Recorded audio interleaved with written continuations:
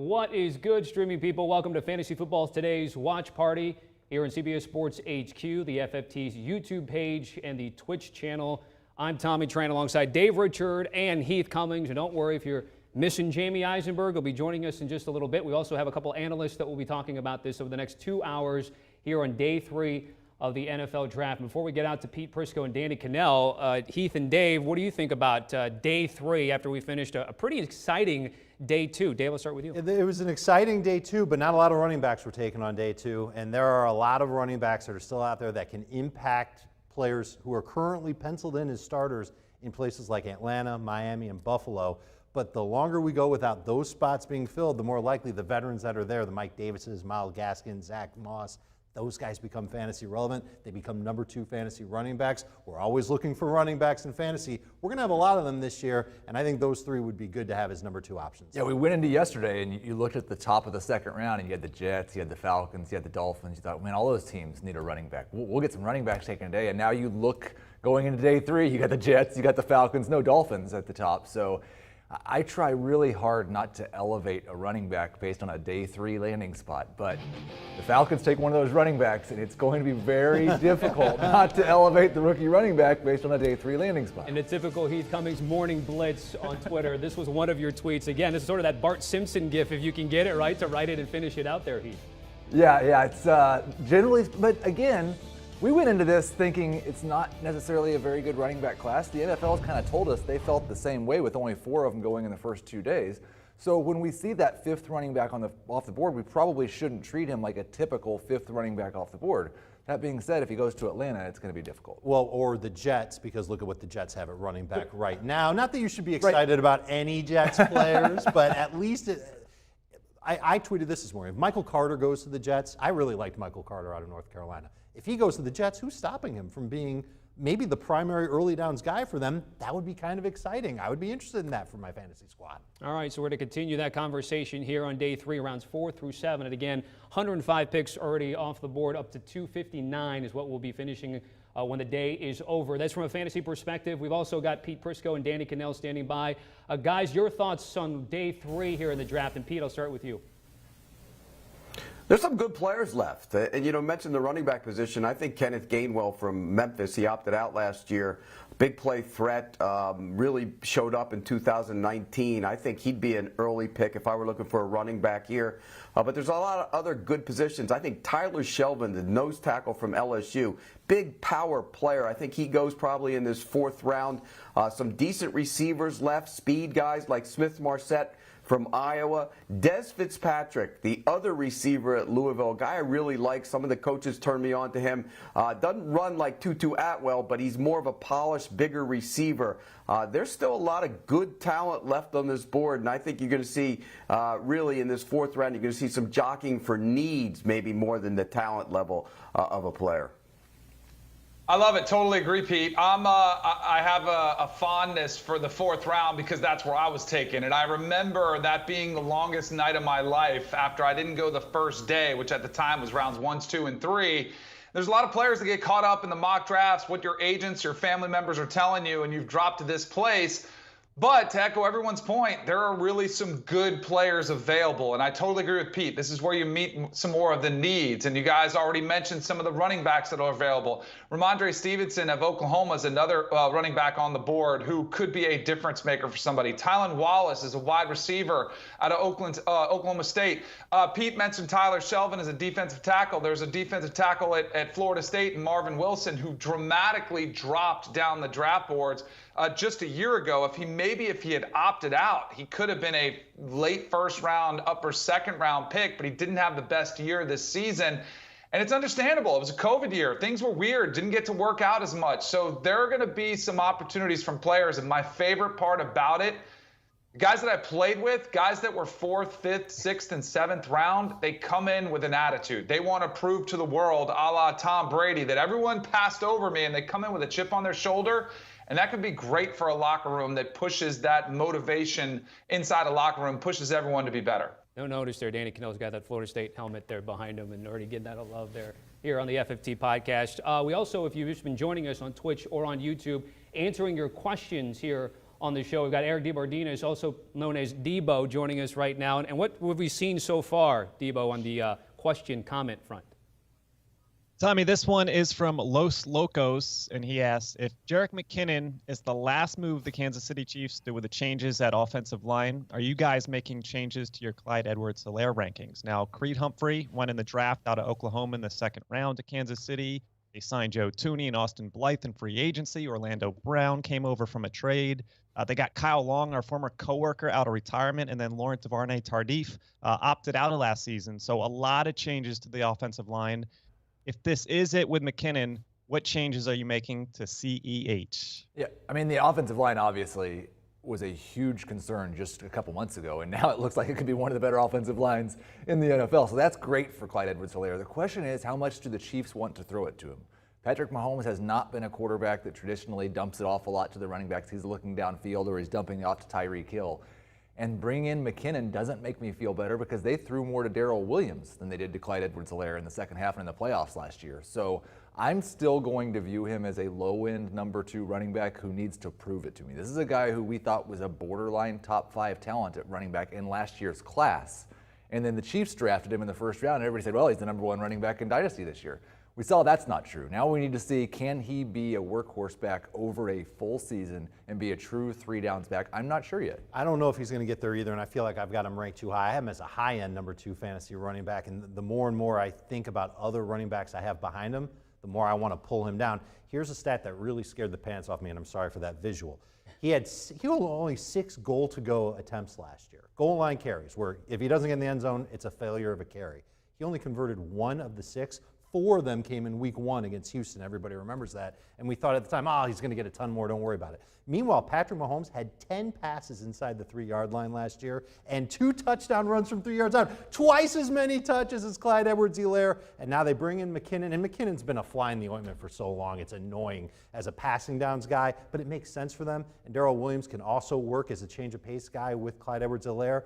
I think we're a long way away from CEH being a 275 touch guy, double-digit touchdown guy. I'm going to move him down in my rankings today. I've just made the case. He's not a top 15 type fantasy runner.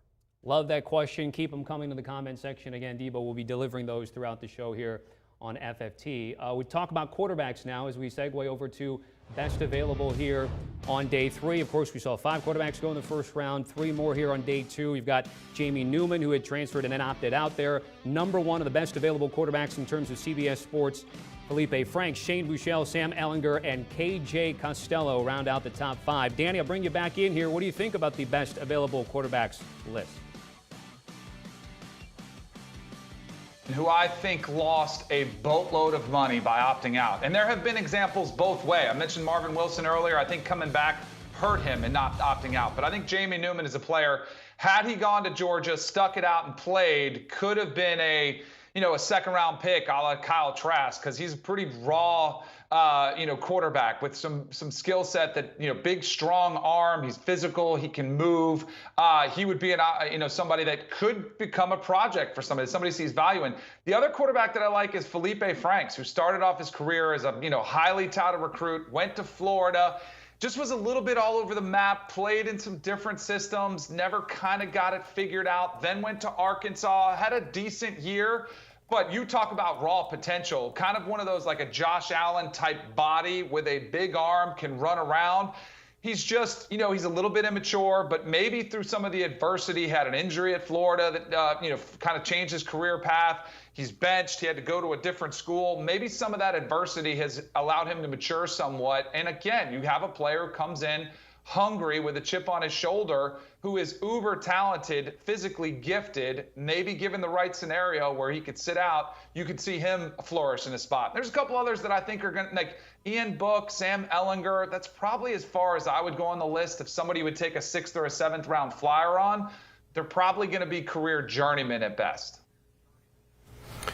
Yeah, that's what you're going to get with these guys. These are backup quarterbacks, and when you look at it, of all the guys that are available, I'd probably take a flyer on Franks. I think there's some raw ability there. I don't love him as a quarterback, but I think you can maybe bring him in as a backup and try and refine his passing skills, because he is athletic, he's big, he can get outside and move. And another guy, Ian Book, he's smart, he's accurate, he does some really good things with the football. 6th, 7th round, I would draft Ian Book and maybe bring him in as my third quarterback. All right, real quickly, let me ask the fantasy guys, because we've seen instances of day 3, late round picks, depending on fit, have some fantasy relevance. Obviously, Gardner Minshew for about a season plus right there. Heath, what do you think about when you view guys like the best available on the list, obviously potential and fit? How do you view them maybe down the road? Because season long might also not be something immediately that you're looking for. Yeah, I mean, for most of these guys, it's going to come down for opportunity and do they get it. You're probably not drafting a quarterback that gets drafted today in a rookie-only league unless you're in a super flex league or unless your draft goes more than 4 rounds. I think you look at the guys that went yesterday, they're probably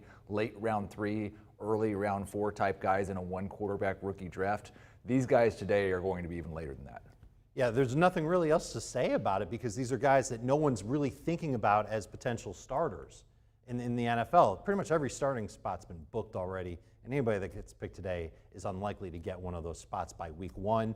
Only it's the people in leagues that can start 2 quarterbacks that would pay attention to those guys. All right, let's circle back to sort of a running backs conversation of guys that are still available here on day 3. And of course, we're continuing to take your comments and questions. But as we take a look at the best available running backs, Michael Carter out of North Carolina, Kenneth Gainwell is a guy that a lot of people have their eye on out of Memphis here on Saturday as well. Let's have that question now. I believe that we have in regards to Kenneth Gainwell. Debo, what do we got? Yeah, so Dave, you tweeted earlier that you wanted to see Michael Carter land with the Jets. Ziller87 asks, where would you like to see Kenneth Gainwell go? I'd like to see him go to a place where his explosiveness could be used right away in a part-time role. I don't think he's ready for a full-time role. I don't know if Carter necessarily is because he wasn't a full-time guy at North Carolina, but that's what the Jets' opportunity kind of is, and he's my favorite running back that's left. What if he were the Lightning to Mike Davis's Thunder in Atlanta? Would that be enough to make you scared to take Mike Davis? I don't think so. He's got that face like he's looking at a car accident. Right. Like he's Slight hesitation. I just think if you're going to have a passing downs back in Atlanta, I probably want it to be Mike Davis. He's got so much experience in that role. I was thinking what's going to happen if in the next few minutes we hear Ramondre Stevenson to Atlanta, and you've got Arthur Smith now, the 250-pound running back, and you put Mike Davis in on passing downs roles, then Stevenson might, in non-PPR leagues specifically, have some pretty decent flex appeal. It's definitely possible, but I think Davis can be a thumper too, and they could have both guys because Gainwell can catch the football a little bit, and his agility is great. You could use both those guys and mix and match them. I certainly think that Atlanta will look for a running back at some point today. It'll be interesting if it's Gainwell or if it's Stevenson, because Stevenson's kind of fun. He's a bigger guy, not necessarily a burner, but he's got some pretty good agility himself for a guy as big as he is. If we continue just sort of the conversation about Atlanta's situation and Mike Davis obviously filling in for Christian McCaffrey, who was a fantasy guy that people certainly love to have during parts of the season. Pete, what do you think about Atlanta and the running back situation and what maybe they still need to do here today? They need to get a home run threat. I mean, I think I would have taken Gainwell in the 3rd round. I think when you look at their situation, Mike Davis is a plotter. Patterson is a big back who can do, short yardage type of stuff. I don't really like him. I think he runs too high. I think they need to get a home run threat. And if you're going to spread the ball out and you're going to have all those receivers and Kyle Pitts on the field, I think one of the things you need to do is be able to get an air back, and that's what Gainwell is. He's an air back. He can take the ball and turn a 10-yard run into a 60-yard run, particularly on that fast track. I think he would be the perfect pick for the Atlanta Falcons.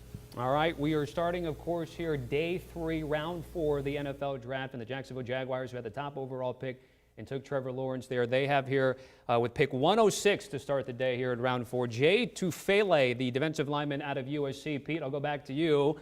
What do you think here? And then we'll get back here to Dave and Heath in just a second.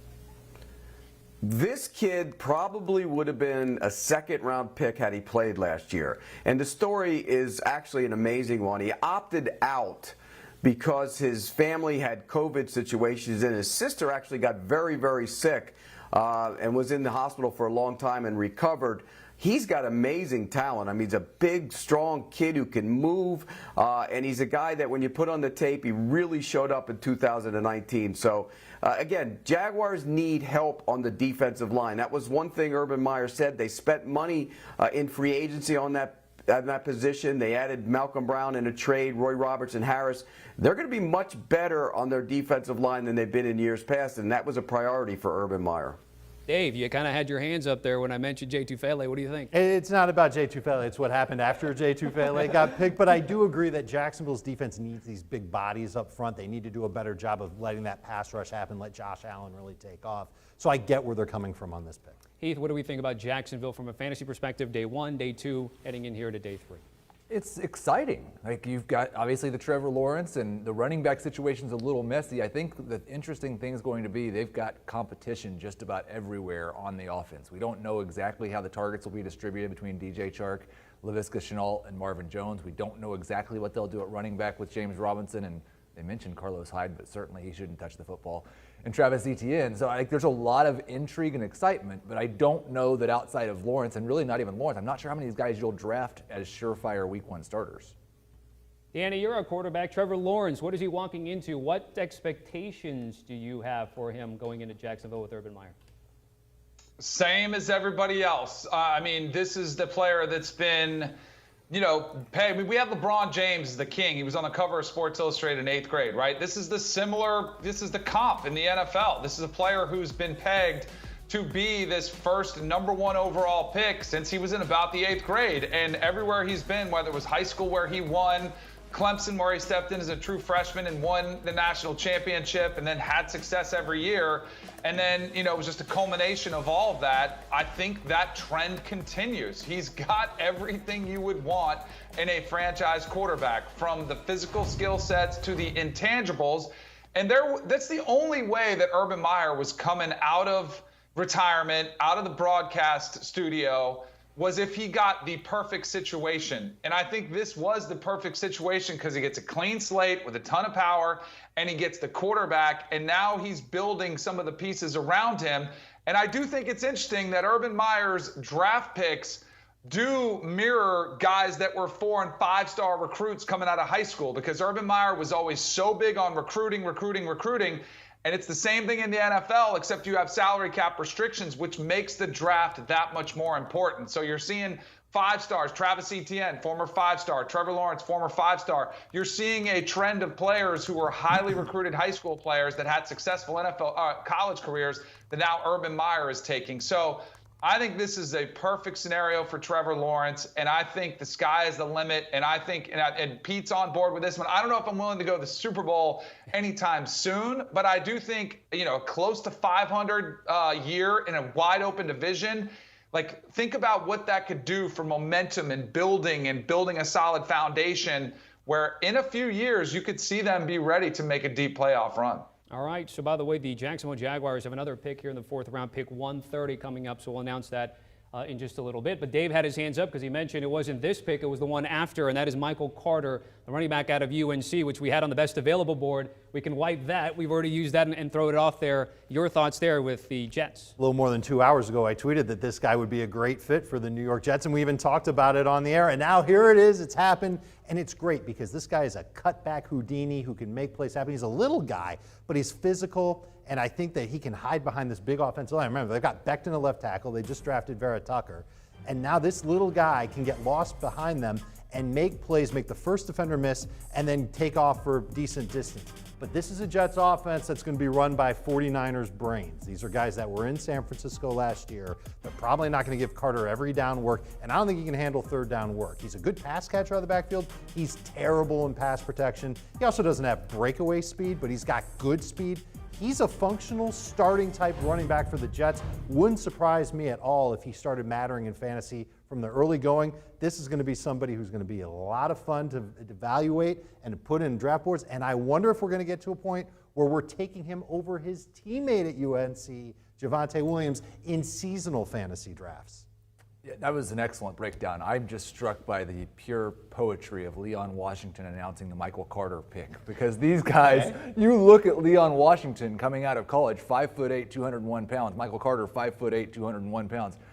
Washington was a little bit faster, same number of reps on the bench press. These guys are almost identical in terms of like prospects and what they showed. Now Washington did it actually at the combine, so you wonder if Carter's even a little slower than what that number says. I have a hard time getting excited for fantasy purposes about a running back that's going to be in a committee on the New York Jets. That combination of factors does not sound like someone that I want to draft for fantasy purposes, but in Dynasty, the Jets situation could definitely improve in the next year or two, and Carter does have some very interesting things about him. So I think he's a pretty easy second-round pick in rookie-only drafts, and he could push his way into the early second.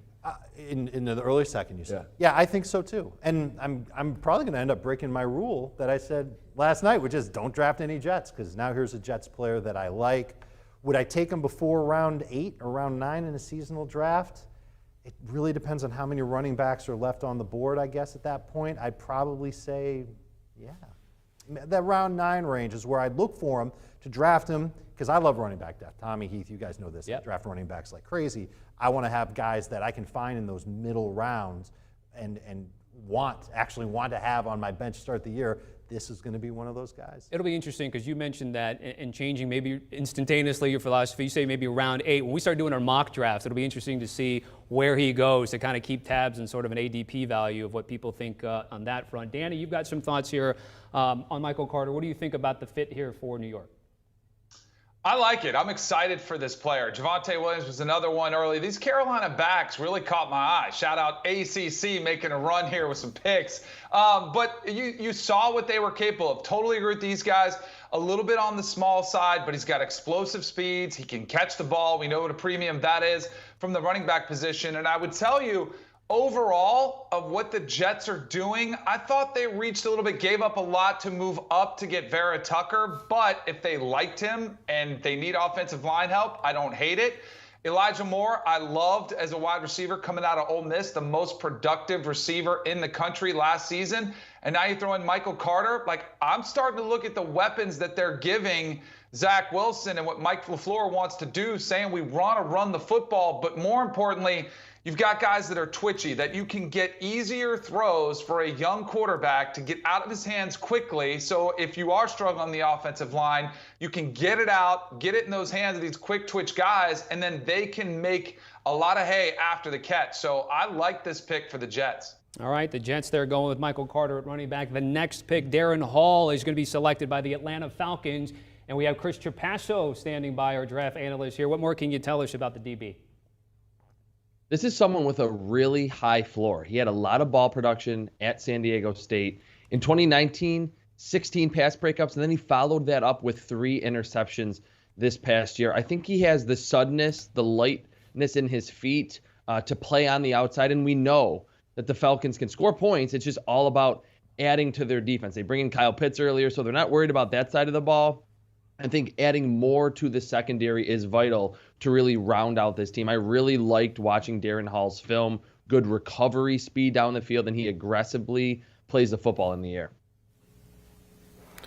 I like this move, and here's why. You look at the division. Who do you have to play? You have to try and take down the Tampa Bay Bucs. I mean, think about that. The Bucs are an explosive offense with a lot of playmakers outside. And now the Falcons have added a safety in Richie Grant. They added a corner in Hall. They added A.J. Terrell last year. Remember, he had some COVID issues and missed some time last year, but he's a good player. You have to be able to cover the Bucs receivers. You look around the division. Carolina drafted J.C. Horn in the first round. You look at the Saints. They drafted a corner in the third round. You have to be able to cover the Tampa Bay Buccaneers receivers, and I think this is a reflection of that. Atlanta needed secondary help, and they added 2 good players to that secondary. All right, we're taking a look at the Atlanta Falcons draft picks, and of course headlined by Kyle Pitts in the top 5 at number 4. Again, rehash or recap, if you can, anybody missed about what you guys think about Kyle Pitts' season-long fantasy prospects. I mean, the sky is the limit for him to be a difference-making tight end. As a rookie, we don't say that very often about tight ends. In fact, usually tight ends in their first year, they struggle We saw it with Noah Fant. We saw it with TJ Hockenson. The list goes on and on. It's rare when one breaks out, but this guy's got the goods to do it, especially in an Atlanta offense that figures to throw the ball over 600 times in 2021. So even if Julio's there and even if Calvin Ridley's there, hey, that just means more single coverage, easier, softer coverage for Kyle Pitts to exploit. This is an offensive play caller and Arthur Smith that leaned on tight ends when he was in Tennessee. It wasn't the focal point of the offense, but I think it's going to be. He's an exciting player. I could see him being very, very popular on fantasy draft day, and I like him. And I want to take the chance on him because finding a stud fantasy tight end when you're not spending a top 24 pick, it's tough to do. So if I can get him by round 7, I'm happy to do so as my number 1 tight end. I've got him ranked 6th, but he's a top 12 guy. Heath, what do you think, though? How much does the Julio Jones portion of this factor into your thoughts about Kyle Pitts? Oh, it would definitely make a major impact if Julio Jones were to get traded, but it's still going to be that situation where you've got like the two little voices on the shoulder. One of them saying, don't go draft a rookie tight end and redraft because rookie tight ends are no good. And then another saying, we've never had a rookie tight end like Kyle Pitts. He wasn't old enough to go celebrate with a beer when he got picked, and he won't be when the season starts. He's going to be 20 years old when the season starts, has a reach longer than any tight end or wide receiver prospect we've ever seen, and somehow runs a 4.5 40 at 250 pounds. He is a complete unicorn. I'm not quite as high for redraft purposes as Dave is. In Dynasty, he's a cinch as a top 5 pick. I think you could make the argument, depending on need, taking him number 1 overall in a rookie-only draft. And in a tight end premium league, it's just simple. He's the number 1 pick in a rookie-only draft. Just remember, Tommy, he's listed as a tight end, right? But they're going to use him like a wide receiver. You're not going to see him block a whole lot in Atlanta. All right, let's catch it with the pass catchers theme. And right now we've got the Tennessee Titans taking Dez Fitzpatrick, the wide receiver out of Louisville. Obviously a need that needed to be filled with Corey Davis's departure to the Jets right now. Dave, what do you think? He's a height and size type of wide receiver, not necessarily a burner, but he's a good pass catcher. He's an adequate replacement for Corey Davis in that offense. And they didn't really do a ton to try and replace Corey Davis. Not that replacing Corey Davis is something that has to be done in that offense, but they need another pass catcher there. They brought in Josh Reynolds. He might be more of a downfield guy, whereas Dez Fitzpatrick could fit in as someone who's going to get 4 or 5 targets per game, someone who's going to be on the fantasy radar. I bet he goes as a very late pick in a bunch of seasonal drafts this year. I just think the stage is set for A.J. Brown to turn in a monster 2021. He's been one of the most efficient wide receivers ever his first 2 years and hasn't quite had the targets. With Jonnu Smith gone, with Corey Davis gone, with the Titans waiting until day 3 to add a wide receiver, and Josh Reynolds being the only real free agent acquisition, we could see 140 plus targets for A.J. Brown. That might make him the number 1 wide receiver in fantasy. Number 1. I like that. Dave, what do you think? I've got him top 5. And anybody who I would rank in the top 5 among wide receivers in fantasy, they've got the potential to be the number 1 guy. The one concern is that it's Tennessee, and this is a team that doesn't throw the ball crazily. I just said with Atlanta, that's a team that's going to throw the ball 600 times this year. Tennessee. There's a chance the Titans don't even throw the ball 500 times this year. Depending on what they've got going on offensively. By the way, they did get that pick from the Carolina Panthers. Let's go to Debo with another question here. What do we got? This is from Caleb Miller, who says, thoughts on Rashad Bateman's landing spot? I kind of like him being what appears to be an alpha, even if it is for Lamar. Now, fellow alpha, Pete Prisco, gave this pick a C grade, but Dave and Heath, what do we think of this landing spot, number 27? This the is Baltimore another team. Ravens. Oh, sorry, Debo. This is another team that has, under 500 pass attempts potentially this year. And that's because they've got so many great rushing guys on the roster. Why do they want to throw it like crazy with Lamar Jackson, who hasn't been the most efficient passer when he actually has thrown the football? And they still have Brown, and they still have Mark Andrews. So he might be 3rd on the team in targets this year. And I like the player. It's almost the same thing I say with J.K. Dobbins every single time. Like the talent, love the player, don't like the landing spot because of the situation. The opportunities won't be as good. Probably a player I will not draft this year. But the key is he's got to go beat out Marquise Brown. There's not room for 2 of them, and there's barely been room for 1 of them alongside Mark Andrews. I don't think Mark Andrews is losing targets to either one of these guys. So he's got to go beat out Marquise Brown, and then he could be a boomer bust number 3 wide receiver this year, but it's a tall order. What do we think about Marquise Brown, by the way? Was at times last year, obviously production-wise, a lot of people that had him as a fantasy manager weren't too happy with the production that they saw there. You got an inconsistent wide receiver. It's been frustrating the first 2 years, and the team goes and spends a first-round pick on a wide receiver. That is not a great situation. It's a big offseason for him.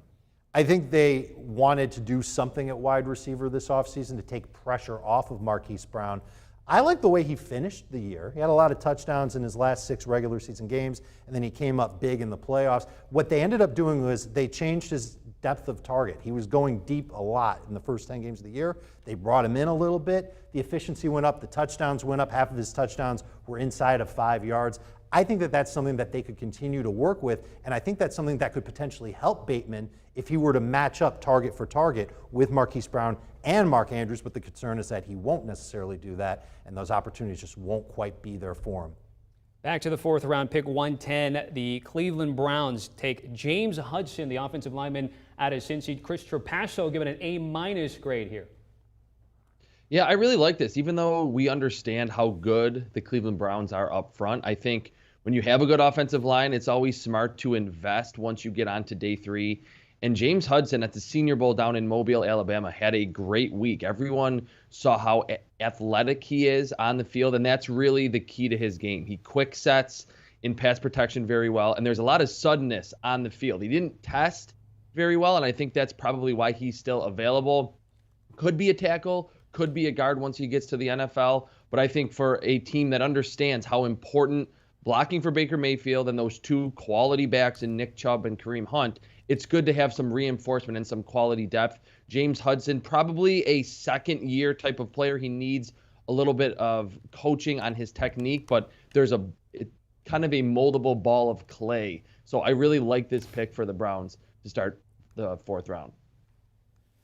Yeah, this is depth, and this is what good teams do because, eventually you're going to get some age, creeping in. Jack Conklin at right tackle is not an old player, but he's getting up there. And so you protect yourself, and you get some depth there in case there's an injury. And I really like this kid. I thought, in doing the draft process, he was a name that some scouts kept mentioning to me, and I go back and watch him. He's athletic, he's tough, and, Chris is right, he needs some refining. One pick that I didn't talk about that I really liked, I love Des Fitzpatrick. He was on my better than team. He's a guy that, coaches kept telling me, receiver coaches kept saying, go back and watch Louisville. And I'd say, why, for Tutu Atwell? And they said, no, for the other receiver, Des Fitzpatrick. And when I went back and watched him, I mean, my gosh, this kid's a long strider. He has better speed. He's not a burner. He has better speed than you want. He is going to be a contributor right away in that Titans offense. Now, he's not going to put up monster numbers as a rookie, but keep an eye on him because I really like Des Fitzpatrick. Des Fitzpatrick, the Titans taking him at 109. Let's skip 2 places to 111. Pete Prisco. Cameron Sample, the edge rusher out of Tulane, the Cincinnati Bengals, taking him here today. Yeah, and the Bengals have taken a couple edge guys. I didn't love Cameron Sample like some other guys did, but here's the track record for the Bengals is they find pass rushers in the later rounds. Not late rounds, but in these rounds. And they've done a good job of that over the years. And so it's hard to argue with them. And people criticize, I said this last night, people criticize the Bengals scouting process because they don't have a big staff like a lot of teams do. But Duke Tobin does a good job for the Bengals. I think this is a little high for Cameron Sample. But again, I'm bucking their trend because they've done a good job with these second, third, and fourth round edge rushers. Yeah, I think this is a little bit too early for him, but he's that tweener type. Is he going to play inside and rush the passer from defensive tackle? We saw, again, at the Senior Bowl, coaches try him out there, and he had a great week of practice as this kind of leverage guy on the inside because he does have long arms and a good set of pass rushing moves. I don't know how crazy of an athlete he is, but if you want to move him up and down the line of scrimmage and get him mismatches, I think Cameron Sample can be a quality player picked here in the 4th round. All right, let's move on to pick 112. We'll get our guys' thoughts fantasy-wise on what the Detroit Lions have just done, selecting Amon-Ra St. Brown out of USC. Danny, I'll go to you first here, though. Obviously, Jared Goff's the quarterback right now. They go Penei Sewell, and then they go really all defense up until this latest pick right now. What do you make of the move, both for the team and for Jared Goff? I mean, I just want to know if he's can he bite their calves off? That's what, but it did. Finally we get an offensive weapon. No more Kenny Golladay, no more Marvin Jones Jr. All of a sudden we are getting a player who a lot of people thought would go ahead of this. He doesn't blow you away with any single asset. It's not like he's 6'3", he's just under 6 feet. He's not going to blow you away with his speed, but from what I saw was just a playmaker, a guy who tracks the ball really well in the air, especially on deep balls, knows how to shift gears, set up defensive backs so that he can get open when he's taking some of these deeper passes. So I like this for the Detroit Lions, and a team that I do not have very many expectations for with Jared Goff and with the team. All of a sudden, I'm looking at the draft and saying, you know what? Penei Sewell was probably a great value where they got him. I thought he was a top 3 or top 4 worthy pick if we didn't have this run on quarterbacks. Then you saw the receivers taken right before him from the Bengals and the Dolphins, 2 teams that needed to protect their quarterbacks. They said, we're going to go pass catchers.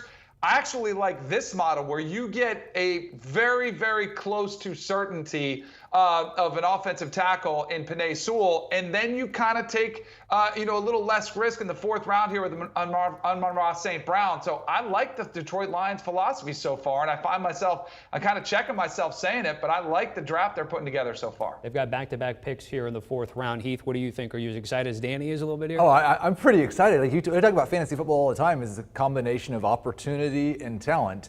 And you'd be hard-pressed to find more opportunity for a wide receiver. Quintez Cephas, the leading returning receiver on this team. They bring in Tyrell Williams and Brashad Perryman, a couple of guys that are speed guys going deep. They're not going to earn more than 70 or 80 targets in a year. Perryman's never had more than 70. Tyrell Williams done it once. So they have nobody to play that slot role in the Anthony Lynn offense. St. Brown is, I believe, immediately the most well-equipped to do that. So I thought he was more talented than several of the receivers that have already been taken. Yep. And now he gets easily the best fit for earning a lot of targets right away. I love this. And you think about slot receivers in Anthony Lynn's offenses before, and I mean, Keenan Allen was that guy in LA, and St. Brown is not Keenan Allen, but it's an opportunity, and I think he is a great fit as a slot receiver. He's got really good footwork. I don't know if his hands are perfect, but they're good, and he's a strong player. Danny mentioned that he didn't have one specific quality. That's what I would look at with him. This guy is the son of a bodybuilder. His brother, Equanimous, was with Green Bay. I know that he fizzled out. This one might not. And the other point I'll make is that you think back to Jared Goff's time in LA, one of his best buddies was that slot receiver in Cooper Kupp. Now, Kupp was a much taller target than this, but he had that great footwork and he had very good hands. And I wonder if Goff can develop quickly with St. Brown and be that slot guy for him. Maybe this is someone who can go target for target with someone with Amari Rodgers and be useful in fantasy as a bench receiver with a late pick as soon as this year. I mentioned the Lions back-to-back picks. They take Derek Barnes, the linebacker out of Purdue. Very quickly, get back to Chris Trapasso, who's doing our grades for us here in the 4th round. It's still early, only a handful of picks so far, but the Amon-Ra St. Brown selection, a C+ for you. Give us the reasoning for that, Chris, quickly. He's a good route runner. I just don't think he's a great athlete. And I agree with Danny that he does show the ability to make plays, catching the football outside of his frame, but I saw a lot of drops on film. He needs to fix that once he gets to the NFL. Chris, so you gave a B to a guy that just took back-to-back in Derek Barnes. Tell us a little bit more about him. He's one of the most unique linebackers in this entire draft class. That just over 6 foot, around 240 pounds, so he's stocky. He's kind of a throwback build. Pretty good athleticism, but he can really bring it as an edge rusher. He can line up against right and left tackles because he has really long arms and there's that low center of gravity power and win on the edge. Watch the Iowa game. He completely destroyed both of those offensive tackles. So I think for a team in the Lions that wants to get nastier under Dan Campbell and bite off kneecaps, Derek Barnes really seems to fit that mold. All right, we've got another question from either Twitch or YouTube. Let's go to Debo with that. Yeah, keep firing those in. Twitch, YouTube, Twitter, Facebook. Send them our way. Our guys are eager to answer. This from Trent Lockhart. Is Trey Sermon too high as the 7th pick in a rookie draft for a rebuilding team? Sermon went 88th overall to the 49ers last night, and I believe they've called him a better version of Jeff Wilson last night. He is. He is a better version of Jeff Wilson, and he's certainly going to be a healthier version than Raheem Mostert, and in time he could be the 49ers' best running back. But I still really, really like Javonte Williams as that 7th guy. But Sermon could be 8th. We got to see how everything else shakes out. I do also like Michael Carter. We talked about Michael Carter and what his long-term fit could be in New York with that zone running offense that they're going to have there. He's a great fit there.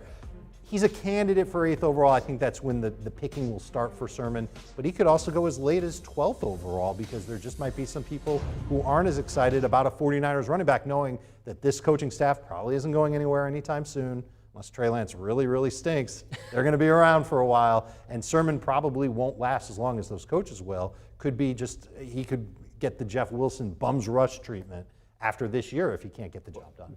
We came into the draft with a clear top 6 in rookie-only drafts and a confidence that Trevor Lawrence would go somewhere between 7 and 10, depending on who needed him. I think you can say for sure now I've got a top 10. Terrace Marshall's going to be in the top 10. Javonte Williams is going to be in the top 10. Rondale Moore is going to be in the top 10. Trey Sermon right now would be my number 11 player. But it's really close between him and that group of wide receivers that we liked that didn't necessarily get good landing spots. I think he could go anywhere from, like you said, 8th, although I wouldn't be surprised if we see him in some drafts fall into the 2nd round. What have we learned over the last few years about what Kyle Shanahan does with those running backs and how they use them? And obviously he likes to rotate them and give them some carries to help them out from a team. But from a fantasy perspective, a lot of managers get frustrated at times because there's inconsistency in filling out their roster. Because Kyle Shanahan doesn't care who gets the job done. He just needs somebody to get the job done. And so unless he develops a special player that's got a unique talent that his other running backs just don't have, he's just going to keep mixing and matching, and he'll have a good run game presence. So you're hoping for somebody who can consistently be in the mix each week, and in that offense, with that offensive line, you just cross your fingers and hope that they can break a couple of nice runs, give you some good fantasy points, maybe find the end zone. You'd certainly want somebody that's got a short yardage goal line role. That's one of the reasons why I really like Jeff Wilson, because he was a good fit for that offense, and he was a pounder in short yardage situations. Sermon could take that from him. That's the allure with him. But I don't think he can develop, and this is to Heath's point about why he might even fall into early round 2 and isn't a top 7 pick in rookie-only drafts. I don't know if he's ever going to get to a point where Kyle Shanahan scratches his head and goes, that's my every down guy. That's going to be my 15-touch-a-week guy, because I don't think that's the mindset that Kyle Shanahan has at this point with his run game. On the more positive side, what we've learned is that Kyle Shanahan gets fantasy points. Like whoever plays back there, Matt Breida, he gets 15 touches. Jerick Matt Breida's a McKinnon start. Jerick McKinnon gets 15 touches. He's a start. Jeff Wilson, Raheem Mostert, it doesn't matter. So that's one of the great things for Trey Sermon, because I think he's a good running back prospect. He certainly doesn't stand out there. But going to San Francisco, if he gets 15 touches, he's going to be a top 20 fantasy running back. And there's always one week where Juszczyk gets in the mix. You just got to figure out which one it is, and you can cash in on him getting as well. Debo, we got another question here. Yeah, this one from the Facebook group from Brandon Mercer. And sticking on the theme of rookie drafts, what would you trade for the 3rd pick in a rookie-only draft? T. Higgins, Chris Godwin. Very likely this pick turns into whichever receiver I would like, with Najee Harris, the newest Steeler, and Kyle Pitts, the newest Falcon, likely going number 1 and number 2. The 2 guys you mentioned, I would definitely trade for Jamar Chase in a Dynasty League. So like if you're talking about Jamar Chase is the guy that you can get with a 3rd pick, he's my number 1. In rookie draft. So if you can get Jamar Chase, he's a top 10 dynasty wide receiver for me, and I would give up Godwin. I would give up T. Higgins. I would give up DJ Moore. I would give up Keenan Allen. I'd rather have Chase. Would you give up Julio Jones? Oh, Probably, yeah. Right? Oh, yeah. He's of that age. Yeah. What about Kelsey? Yeah. That's a guy in Dynasty that everybody's not sure what to do with exactly because he's old, but he's productive, and there really isn't an end in sight for when he's going to just completely fall off. Hopefully it's not this year, by the way. I don't want to jinx Travis Kelce. He'll come after me. It won't be pretty. Higgins isn't enough. You need to ask for more than just T. Higgins for 1.3. Godwin, at first blush, you think about that as, well, do you really want to give up on Chris Godwin? Because he's fairly young, and he's got some opportunities long term, right? So I'm not certain that that's a deal I would definitely make unless I knew I could get Jamar Chase or Kyle Pitts with that pick. All right, Falcons, another team with multiple 4th-round selections here. And with pick 114, they take Drew Dahlman out of Stanford, the offensive lineman. Chris Trapasso given an A- grade. Yeah, I really like this, that if you're the Falcons and you're going to try to go all in for these next 2 years with Matt Ryan, you need to shore up the offensive line. I know they, invested in the offensive line over the past couple of drafts. They picked Jalen Mayfield last night. They picked Drew Dahlman now. I think he is maybe a year away from being a starting center, but we know a lot of those blockers at Stanford are very well coached. The athleticism is certainly there, very explosive out of his stance. Handwork is very good. He just needs to get stronger. So I think it's smart. If you're going to pick Kyle Pitts, if you're going to ride it out with Matt Ryan, invest on the interior of that offensive line, and the Falcons have done that. This is a good pick in the 4th round for Atlanta. Yeah, this is a good solid pick because you look at what they did last year. They drafted Matt Hennessy. I think he's going to end up being the starting center. Maybe they can play. He's played some guard. It gives them some flexibility there. But they drafted Jalen Mayfield as well, so he might be their starting left guard depending on how they play it. And one of the things that's really bothered Matt Ryan over the years, and I know because I've talked to him, I've talked to people in that organization about him, is pressure inside at his legs. If you go back and watch Matt Ryan, when he's a long strider of sorts, when he throws the football, when there's pressure inside around his legs, he seems to struggle a lot more. So solidifying the interior of that offensive line is a smart thing to do. So you look across the board, that line is getting better by the pick, and I think some of those young players, McGarry at right tackle, is going to improve as well. So getting better on that offensive line. Look out for the Falcons when it comes to scoring points. They're going to put up a boatload. All right, let's circle it back. I'll get Chris Trapasso's grade on Jabril Cox, who the Cowboys just took at 115, the linebacker out of LSU. But, Pete, I'll start with you here. They've been going defensive the entire mindset here so far in the draft. What do you think about the pick, Jabril Cox out of LSU? Yeah, it's kind of a weird pick when you pick Micah Parsons. And so here's something that it tells me. They're concerned about Leighton Vander Esch. And Leighton Vander Esch has had some back and neck injuries that are concerning. I have to believe that to them, whether he can stay on the field. And look, Jalen Smith didn't play very well last year, and that was a major disappointment after they paid him. So upgrading that defense is something they have to do. They figure everybody gets healthy on the offense, including Dak Prescott. They're going to score a lot of points. It'll come down to the defense. So I get it. I probably wouldn't have taken another linebacker in this spot.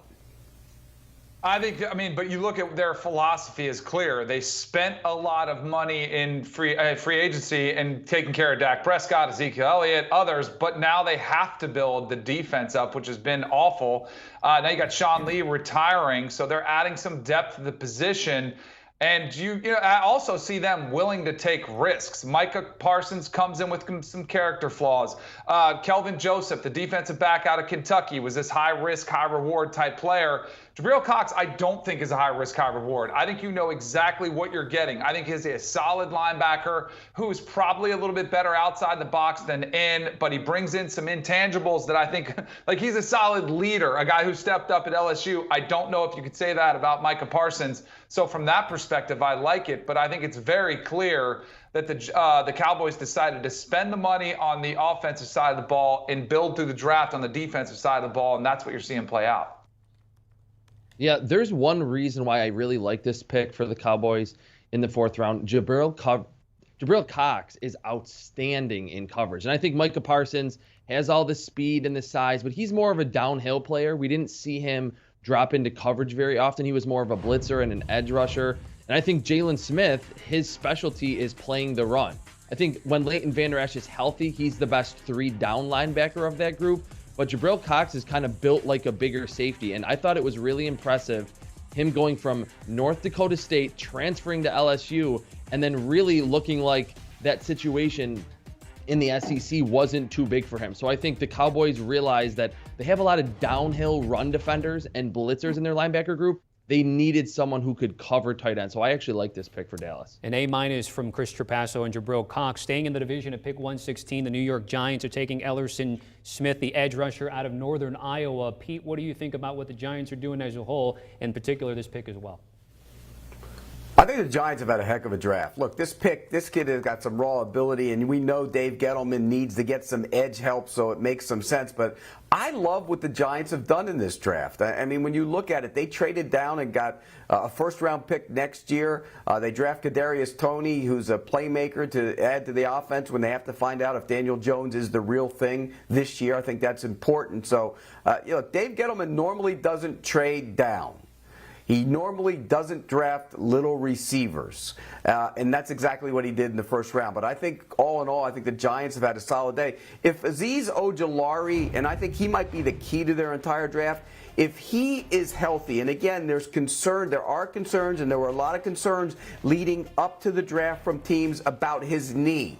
If his knee holds up and he plays 6, 7, 8 years, I think he has a chance to be the best edge rusher in this draft. And if it weren't for the knee, he would have gone a lot higher. So I like what the Giants have done. Dave Gettleman's had a really good day, and you have to tuck that first-round pick in your pocket for next year because they have that as well. So good day for the good couple days for the Giants. Yeah, are we sure that Dave Gettleman is actually running the Giants war room? Because he's doing a lot of uncharacteristic Dave Gettleman stuff. There could be someone else behind the controls there with the Giants. With Ellerson Smith, he's obviously coming from the small school level at Northern Iowa. He's kind of the type that Dave Gettleman actually does like and has shown to pick in the past, that he's taller, kind of a classic 3-4 outside linebacker.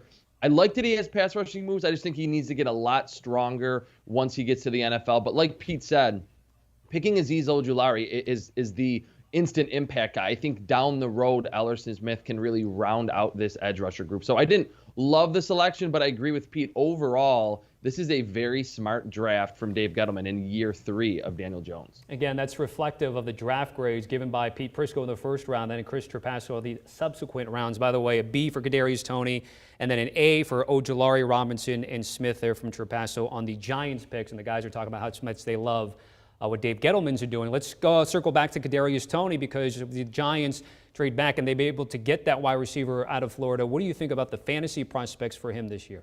I think that he's got a chance to be decent as like a bye-week replacement fantasy receiver. Maybe if things really work out and Daniel Jones gets his act together, he would be a number 3 fantasy receiver.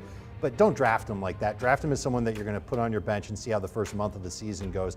He is a super shifty getaway receiver, incredible explosiveness, not too terribly undersized either. But this is an offense that's had huge question marks about their quarterback, about their offensive line, and there's still Saquon Barkley coming back, and they brought in Kenny Golladay this offseason. So there's a lot of targets that are going to be spoken for from Golladay, Barkley, and plus whoever else was there last year. I can't remember that tight end's name. Oh yeah, Evan Ingram, total bust. But he's someone that's not going to see the same target share because of guys like Golladay and Toney. Toney could be the guy that takes the top off the defense, makes things a little bit easier for Saquon Barkley. Not sure that translates into 7+ targets per week and makes him an interesting fantasy receiver, more importantly, a consistent fantasy receiver.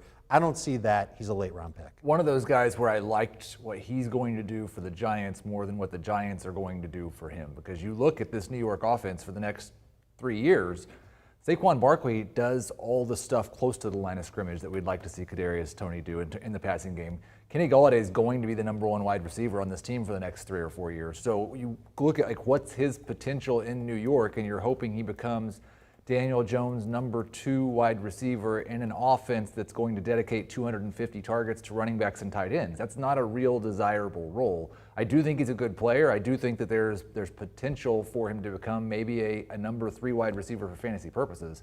I don't imagine I'll draft him in redraft. The picks are coming in quickly here. Let's move to 117. The LA Rams getting that selection from the Niners. It's Bobby Brown III, the defensive lineman out of Texas A&M. We're going to get Danny Cannell's thoughts in just a second, but first, Chris Trapasso with thoughts in the grade. Yeah, this is one of my favorite picks so far on day 4, because this is a player who's only 20 years old, and he's built like a nose tackle, like 6'4", 320 pounds, but he rushes the passer like a 3 technique. So I think playing there next to Aaron Donald, and yeah, he'll need some time to kind of work out some inconsistencies in his game, but playing next to Aaron Donald, that's the ultimate luxury if you're a defensive lineman. And there is a lot of untapped potential with Bobby Brown. There's sometimes he gets invisible on film where he doesn't make an impact, and then other games and other quarters and halves, he looks like a first-round pick. He's really that talented, but I think because he's so young and inconsistent, he was still available. But building that defensive line because Aaron Donald is getting up there in age is a smart decision by the Rams in round 4. Yeah, Chris, I totally agree. I think one of the best aspects of it is the fact you'll get the best matchups available because teams spend so much time, taking care of Aaron Donald up front. I'm a little bit surprised that guys like Tyler Shelvin, Marvin Wilson are still on the board at defensive tackle. But as you mentioned, this is a player who really caught the eyes last year with 5.5 sacks, 7.5 tackles for loss, was all SEC this past year. You know, the SEC is a rich place, probably the best place to go for defensive tackle talent. So not surprising that he turned some scouts' head with a very productive season last year. And that was those 5.5 sacks just in 10 games in a shortened schedule. So he popped there. The ability to pass, to rush the passer clearly caught the eyes there. And as you mentioned, a young, talented player who's a 4-star recruit coming out. The sky could be the limit here. And I think it's a pretty good landing spot for him. A grade from Chris. Back to Trapasso here on the next pick, 118. The LA Chargers with Chris Rumph II, an edge rusher out of Duke. Tell us a little bit more about him. He's really fascinating. He's the son of Chris Rumph. He's actually Chris Rumph Jr., who's a position coach for the Bears, and he's been a coach in the NFL for a long time.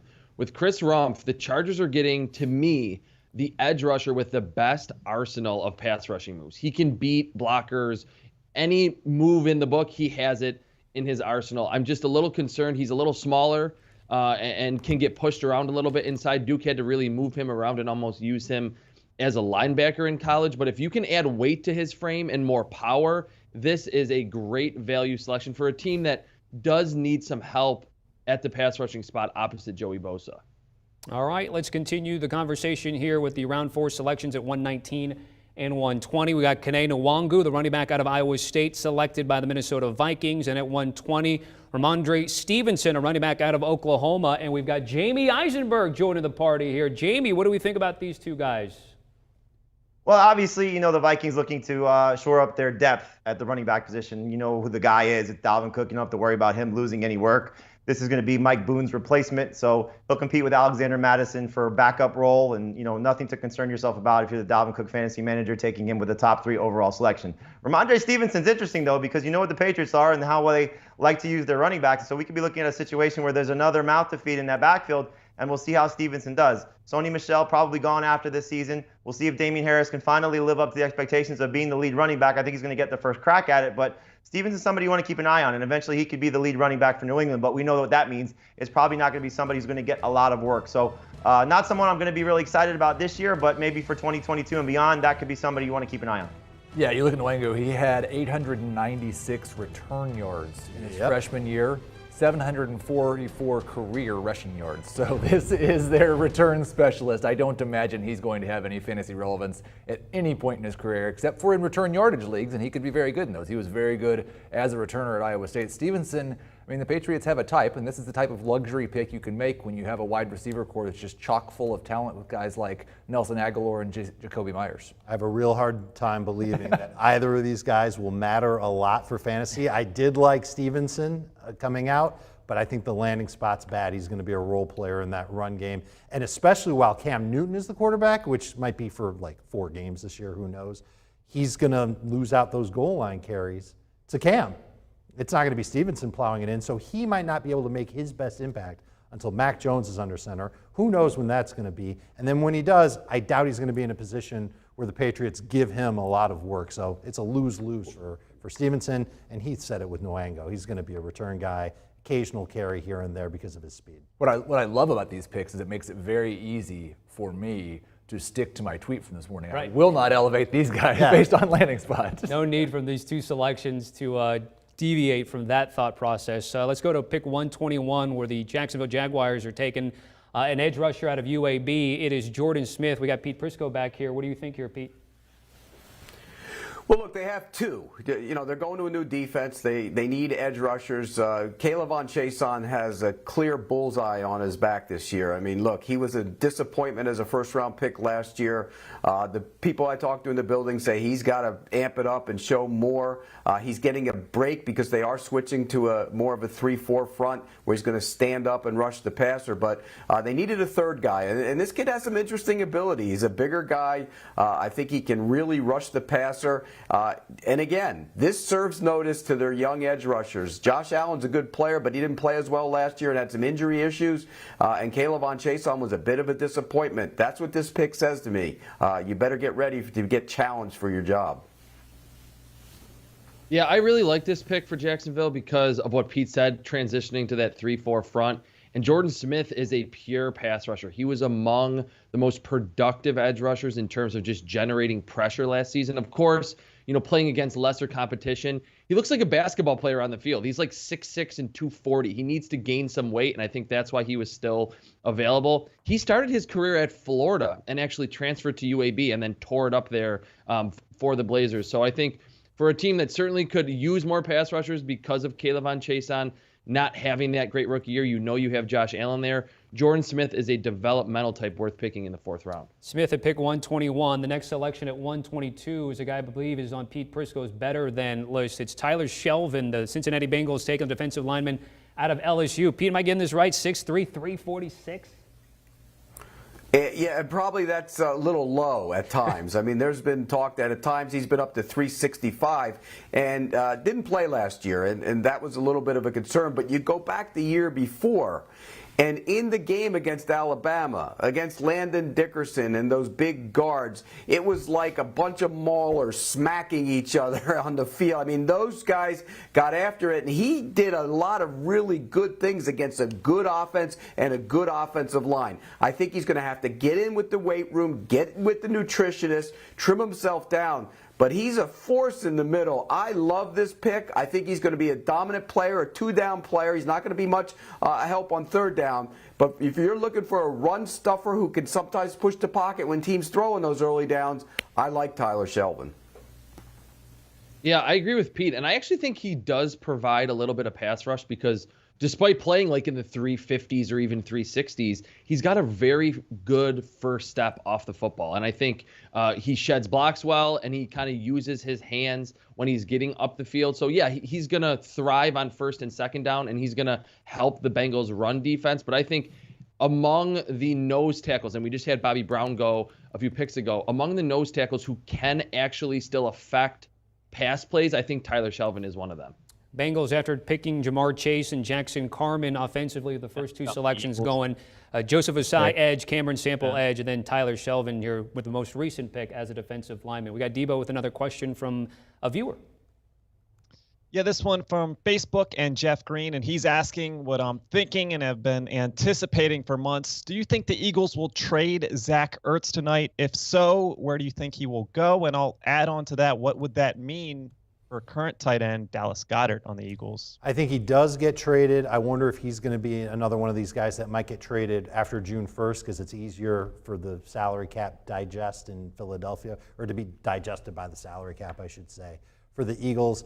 I think it would be good for Dallas Goedert, pretty obviously, but I also think that Jalen Hurts hurts Goedert because he's more of a downfield thrower. When he's on the run out of the pocket, I don't think he's looking for Goedert. I think he's looking further downfield.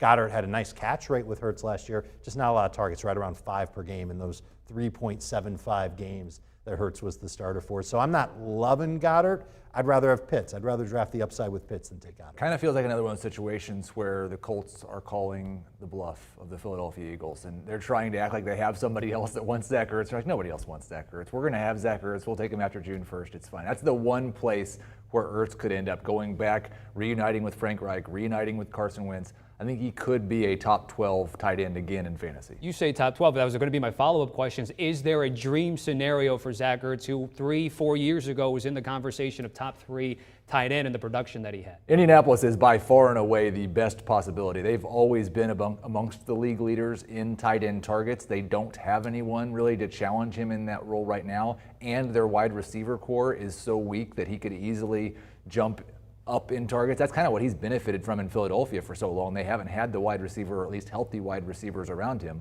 So he gets 140 targets. I don't think he gets that in Indianapolis, but I could see him as a top 5 guy in terms of targets. With his efficiency, he'd fall down into the top 10 range. He's not going to touch Kyle Pitts. I don't know if there's even another team where he'd have as much upside as Indianapolis. You know, I was thinking about Jacksonville. That's a team that's been sniffing around tight ends during the draft. They call that a team need for them. Maybe Jacksonville just goes and they get a wise veteran like Zach Ertz to help out Trevor Lawrence, but I'm not even sure that would equate to the type of upside that he would have with the Colts. All right, we're in agreement that Indy's the place, and they can probably get him on the cheap and not have to really give up anything for him. Moving on to pick 123 here in the 4th round. Zach McPherson, the quarterback out of Texas Tech. The Philadelphia Eagles have taken up the twitched-up speedster described here by Chris Trapasso. Yeah, no one would have been surprised if the Eagles picked someone like J.C. Horn or Patrick Surtain in the 1st round. So we knew that they needed a cornerback in this draft. And Zach McPherson was a late riser. People watched him late. I watched him late after he jumped over 40 inches at his pro day, ran 4.5, had 4 interceptions last year at Texas Tech, was a pretty steady contributor his entire career. And we know that Philadelphia needs someone opposite Darius Slay. In round 4, I don't know if they're getting a star here, but certainly has the athleticism and the instincts worth taking a flyer on. Let's go to Jamey Eisenberg, pick 124, the Washington football team, taking John Bates, the tight end out of Boise State. Jamey, what do we think here? I mean, look, it's depth. He's not playing over Logan Thomas. He's not a prolific pass catcher based on what he did at Boise State, just in terms of his numbers there. So this is a guy that's going to help on the offensive line, help with their blocking situation, maybe catch an occasional touchdown. But Logan Thomas is their guy, and he was pretty impressive last season. So we'll see how he does going into a second year with a new quarterback. We know Alex Smith tends to lean on his tight ends more than Ryan Fitzpatrick, the new quarterback, does. And clearly the Washington football team has added weapons during this offseason, with the number 1 addition being Curtis Samuel as a free agent. So nice addition to have some depth, but I don't think John Bates is going to be a fantasy relevant guy by any stretch. And guys, what do we think about Logan Thomas? At least in my league, don't know if it's reflective, obviously, of others. Just sort of like picked up, let go, picked up during the season, streamed here and there. What do we think about his prospects here? By the second half of the year, I think he was stuck in a starting spot because of how many catches he got. He was basically the number 2 receiver for Washington. And I have a hard time believing he's going to get the same type of target share, A, because of Curtis Samuel, and then the other receiver that they drafted, Jamey Brown. The fact that he's there, that's going to take some targets away from him. And they also, I think they can improve their run game a little bit more and lean on that. And then you've also got the third factor, which is Ryan Fitzpatrick, and he just loves to chuck it deep. So I think we're going to see a real dud year from Logan Thomas, and Bates isn't going to really matter either way. Yeah, really one of those guys that if in your league you have the ability to deal Logan Thomas before this next year starts, I think it's a good idea. He just had the perfect situation. And listen, there's always been a little bit of hope, but if you have a guy who has a career year at age 29 and then sees this type of change and a downfield thrower like Ryan Fitzpatrick, I would be trying to get just about anything I could for Logan Thomas. All right, that's the latest there in the Washington football team. Again, taking John Bates, the tight end out of Boise. Next pick, 125, Minnesota Vikings and Cameron Bynum, the corner out of Cal. Let's go to Chris Trapasso. Yeah, we know that Mike Zimmer loves his cornerbacks, and instead of taking one in the first or the second round, they pick one here in Cam Bynum. A very steady college career at Cal. He kind of flew under the radar because Cal hasn't been the best program over the past couple of seasons, but play him in man coverage and then let him bail down the field and let him watch the quarterback's eyes, because he has the suddenness in his feet to plant and drive on the football. He had 9 pass breakups in 2019, a few interceptions this past year. Kind of seems like the type of smart, cerebral cornerback that can get really coached up by Mike Zimmer once he gets to Minnesota. It's interesting. Mike Zimmer is one of those guys that just can't help himself. I mean, you have Patrick Peterson, you've drafted Dantzler, you drafted Gladney, you have Mike Hughes, and he just can't help himself. He has to keep taking corners. And this is a good player, but I really like what the Vikings have done this offseason. Their defense was bad last year, and they've really improved in a lot of areas. Don't forget they get Michael Pierce back after an opt-out, playing next to Dalvin Tomlinson, who they signed in free agency. That gives them 2 big bodies, which means they're going to be really good against the run. Anthony Barr will be back. I mean, across the board, they signed Patrick Peterson. He has another year or 2 left. They draft some young edge rushers. I like what the Vikings have done on defense, and they addressed the offensive line already. Dare I say it? Kirk Cousins, you better get this team deep into the postseason, buddy. No pressure from Pete Prisco. And by the way, we're entering our second hour of coverage here. Fantasy Football Today, the YouTube page, as well as HQ Twitch. Thank you for joining us. Put the questions in the comment section. We'll try to answer as many as we can here on this show. Back here with Dave Richard and Heath Cummings, as well as Pete Prisco, Danny Cannell, and Chris Trapasso and Jamey Eisenberg. Guys, we have pick 126. The Carolina Panthers going with Chuba Hubbard, the Cowboy out of Oklahoma State. Dave, a little bit of a head shake here. Well, I get why they're doing it. They needed to replace Mike Davis. They need to have somebody behind Christian McCaffrey in case he can't stay healthy again. But please, fantasy gods, please don't let that happen. And Chuba Hubbard, 2 years ago, he was one of the best running backs in college football. Last year, not as much. I think he could end up being someone that would matter quite a bit for fantasy if Christian McCaffrey went down. We know that we've seen the talent. He's flashed. He did it in 2019. I've got questions why he couldn't do it again in 2020, and I'm not sure that he's going to be someone that people are going to be interested in drafting, certainly in seasonal leagues, maybe with deeper leagues, final round pick, thinking that, all right, I took Christian McCaffrey, I want to protect the investment, I'll go and get Chuba Hubbard. But outside of that, I think he's going to be more of a keeper league, long-term format, dynasty league type of pick, but one that may never pay off. This is a guy I struggled with quite a bit in just kind of trying to evaluate because the athletic profile's pretty mediocre. It's fine for a running back, and you've got that 2019 season at age 20 where he had 2,200 yards and 21 touchdowns. I mean, that's enticing. The landing spot will make it easier to evaluate him. He is now a handcuff. He doesn't really have any future to touches in the next couple of years. Opportunity for touches in the next couple of years unless there's a McCaffrey injury. You can draft him in the 3rd round of your rookie-only draft, and like Dave said, probably only in the very last round if you drafted McCaffrey and if we get through training camp and he's number 2 on the depth chart. Right, that's got to happen too. But he's a good cutback runner. We saw some good speed from him. So, So at best, he's got maybe some good insurance, qualities, a but handcuff that's what there it is. for C-Mac there late round if you can do it. Jamey, what do you think about Chuba Hubbard? Well, obviously, we saw last season what happens if there's no Christian McCaffrey. The next man up was good, not the same player, but Mike Davis was certainly helpful for a lot of fantasy managers throughout the course of the season. McCaffrey only playing 3 games. Remember, it was multiple injuries. It was the shoulder injury, he had the ankle injury, so you hope that Christian McCaffrey is not, dealing with the effects of all the work that he had in 2019. But kudos to the Panthers for going out and addressing the position and getting somebody who still has hopefully some upside. So I think the guy said it best. You're not going to have a lot of interest in Chuba Hubbard by himself. But if you are the Christian McCaffrey fantasy manager, especially in a dynasty or keeper league, you saw what happened last year. You want to insure yourself just in case. I do think he'll be the number 2 guy on the depth chart. And if he does get forced into play, hopefully it's the system like we saw, which helped Mike Davis and has really helped Mike Davis in a big way, potentially the starting running back for the Falcons. So maybe Chuba Hubbard has similar success if he is forced into action. Fair enough. Let's move on to pick 127, guys. We just talked about Zach Ertz, maybe dream scenario to Indy. Kyle Granson, SMU tight end, is a 4th round selection, 6'3", 235. Does this change anything that we think about what we just talked about with Indy and a potential Zach Ertz destination? No, I don't think so. I think that we can still have Zach Ertz on the radar. I don't think Kyle Granson and his 6'1", 241-pound frame is going to challenge much of that. 16 touchdowns in 4 years, sat out a year because of transfer rules. I think he's somebody that might be able to contribute a little bit, but might be more of a special teams guy and a backup role-playing type of tight end for Indianapolis. You might fill that Mo Alley Cox role where you throw it to him 6 times in a 3-week stretch and he scores 4 touchdowns and then you've never heard from him again? Yeah. All right, let's move it on there to pick 127, the tight end again out of SMU, Colin Granson there going to Indy. Moving on to 128, Dan Moore Jr., an offensive lineman at Texas A&M. Pete, what do we think about the Steelers with this selection here? Well, look, the Steelers drafted a running back in the 1st round. The running backs weren't necessarily the problem last year with their inability to run the football. It was the offensive line. They were terrible, and traditionally they've been very good. I think getting Green in the 3rd round, the center from Illinois, solidifies the middle of the line. And Dan Moore is a guy who can play a couple different positions. They have to get better up front. We keep talking about this guy can't run, that guy can't run. Nobody's running if your offensive line stinks, and last year they were not very good. So addressing the offensive line makes a lot of sense. Yeah, and with Dan Moore, he's really fascinating. Almost 6'6" with over 34-inch arms, and that is very, very long for the tackle position.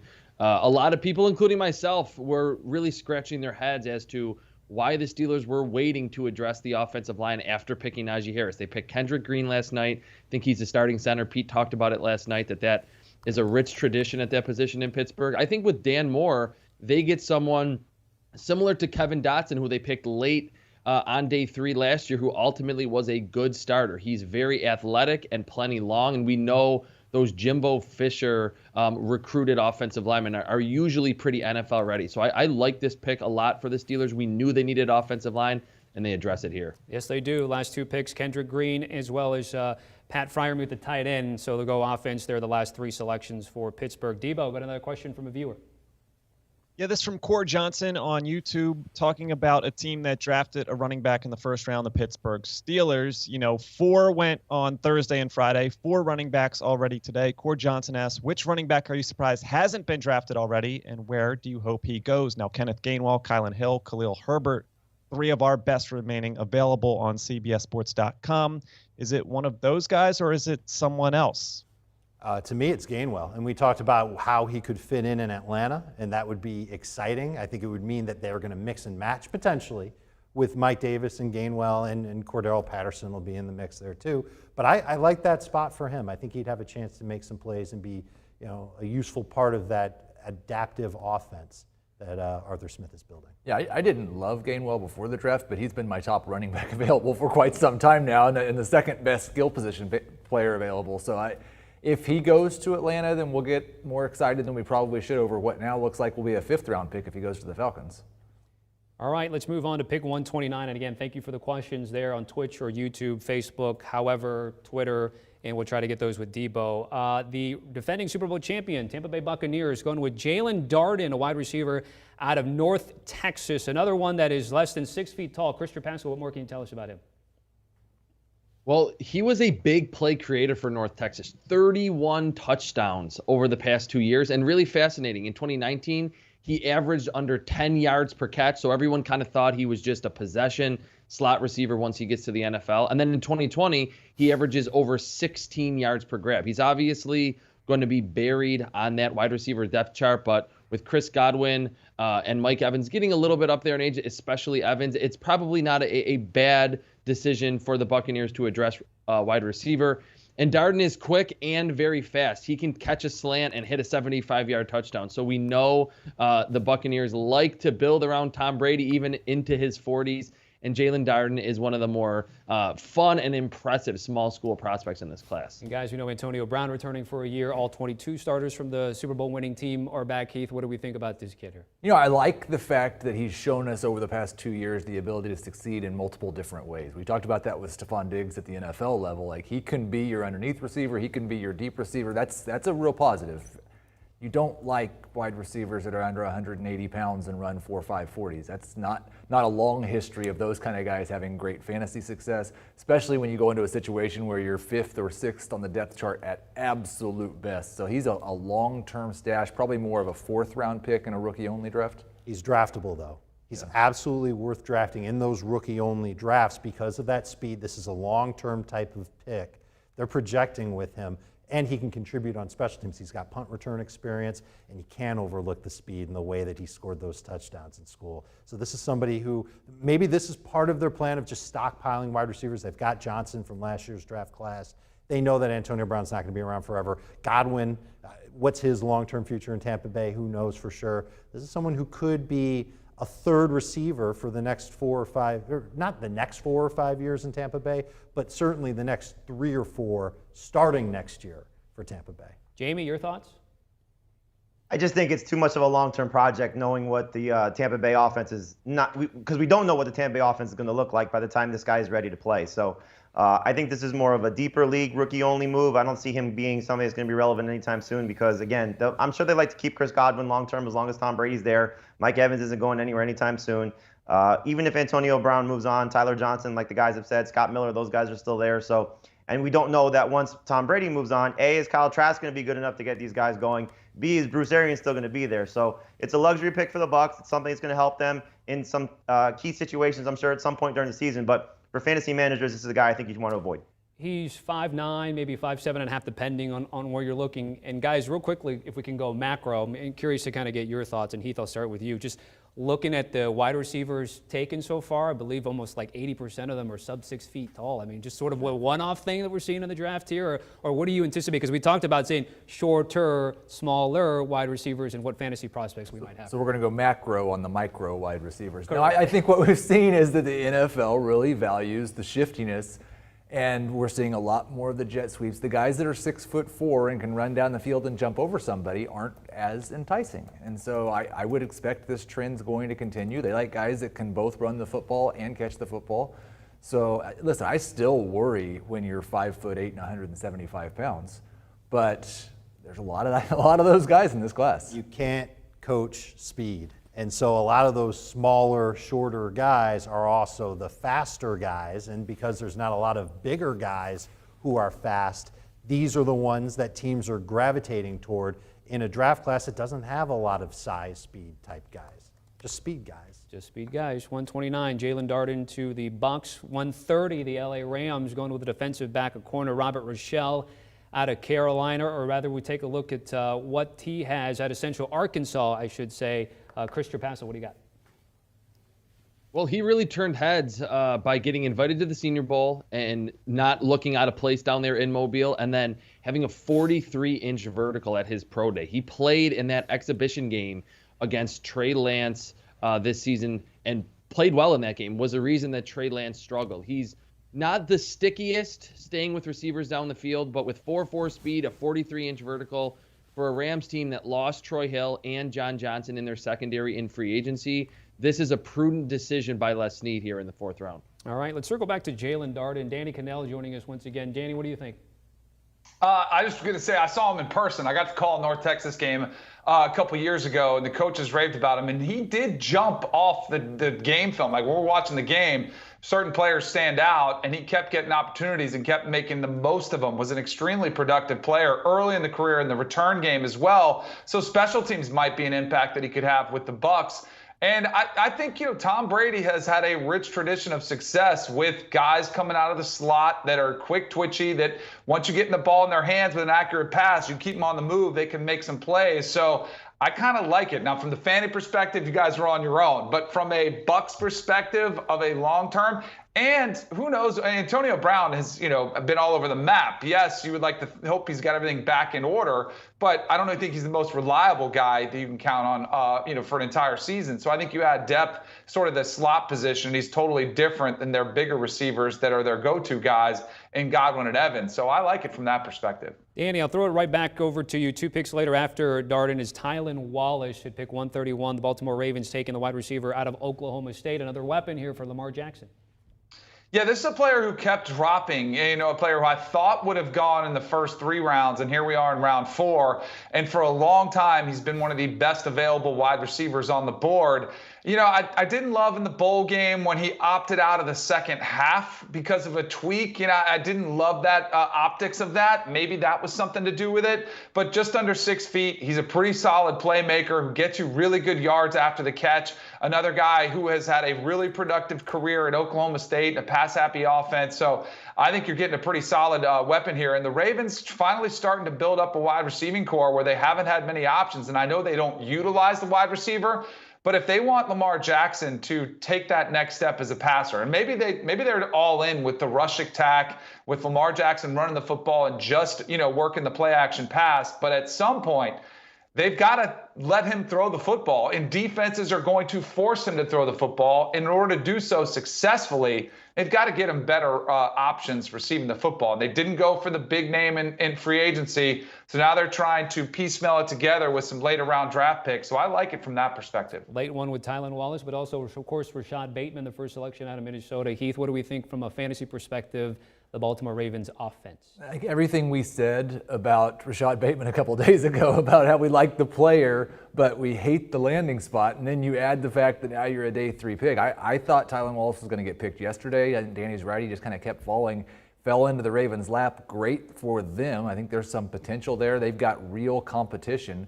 but competition for what? This is a team that each of the last 2 years has ranked 32nd, could be 35th if we had 35 teams, in targets to wide receivers. They're going to throw it to their wide receivers less than any team, and now they've got a lot of them fighting over those targets. He was super productive before he tore his ACL in 2019. He was really, really putting up huge numbers, 20 touchdowns in 21 games, and he was knocking it out of the park. So the question is what's going on with that knee? What happened last year to him that caused him to take a little bit of a step back, and what can the Ravens do with him to maybe bring him along? He's going to be a project pick for him. It's an interesting one that I think Dynasty League managers might want to look at with a late round pick. He's going to be one that kind of goes under that radar. Could be somebody we're talking about in 2022.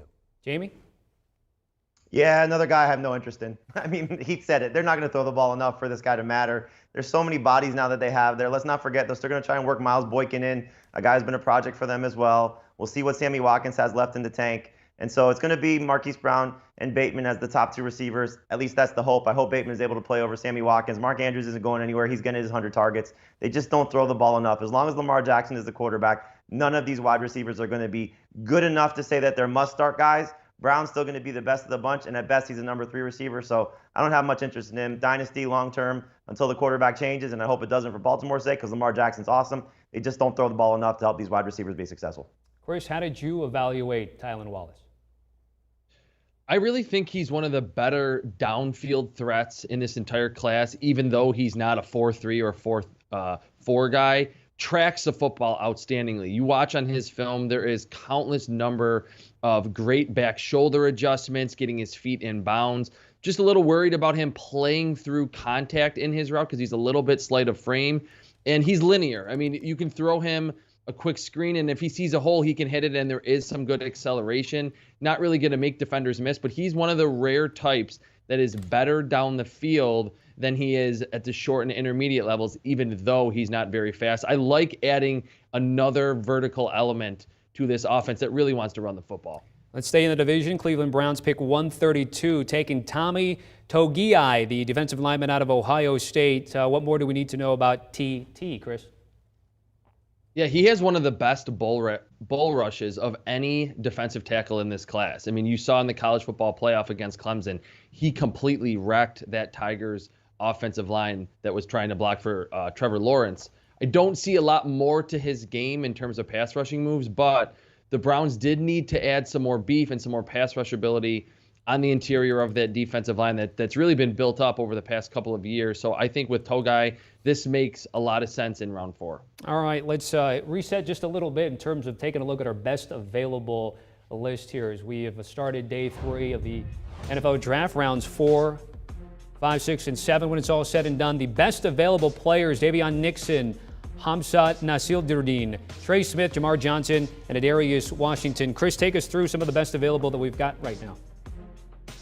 Davion Nixon might be the most agile defensive tackle in the class. He was the Big Ten Defensive Player of the Year in 2020. Good pass rushing moves too. He's just not the most powerful. So I think that's probably why he's still on the board. And maybe there's some injury history there. With the safety from Florida State, he fits that linebacker safety hybrid mold. Not a lot of production on his film in coverage, but 6'3", 225, good athleticism. He kind of fits what teams really want at that strong safety spot in today's NFL. Fantasy football today. Watch party continues. Another viewer question from Debo. This from Dirkles08 on YouTube. It's super open-ended, so really take this wherever you want. What were the worst and best picks so far, fantasy-wise? Well, Jamar Chase and Najee Harris are the go-to answers at this point. Those two guys are going to be pretty awesome. Kyle Pitts is going to be pretty awesome. The worst ones, which ones? We definitely don't like Rashad Bateman. We're a little disappointed with where Elijah Moore wound up. We would have liked him to go somewhere other than New York.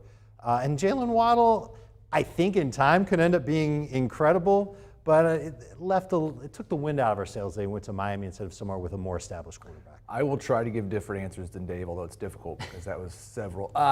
Terrace Marshall, love the fit, the familiarity there, and the opportunity for him to get targets just immediately. So I love that fit for Terrace Marshall. And I didn't like the Travis Etienne pick. Jacksonville has a billion holes. They didn't need a running back. They had found money with James Robinson, and now both those guys are going to be messy. It's just interesting. One of the themes, especially in that first round, was like, hey, let's get back with our college buddy and just team up everybody once again because of familiarity, not like these guys aren't pros and can't adapt. Jamey, what do you think about fantasy perspective, the guys you loved and maybe didn't love so much?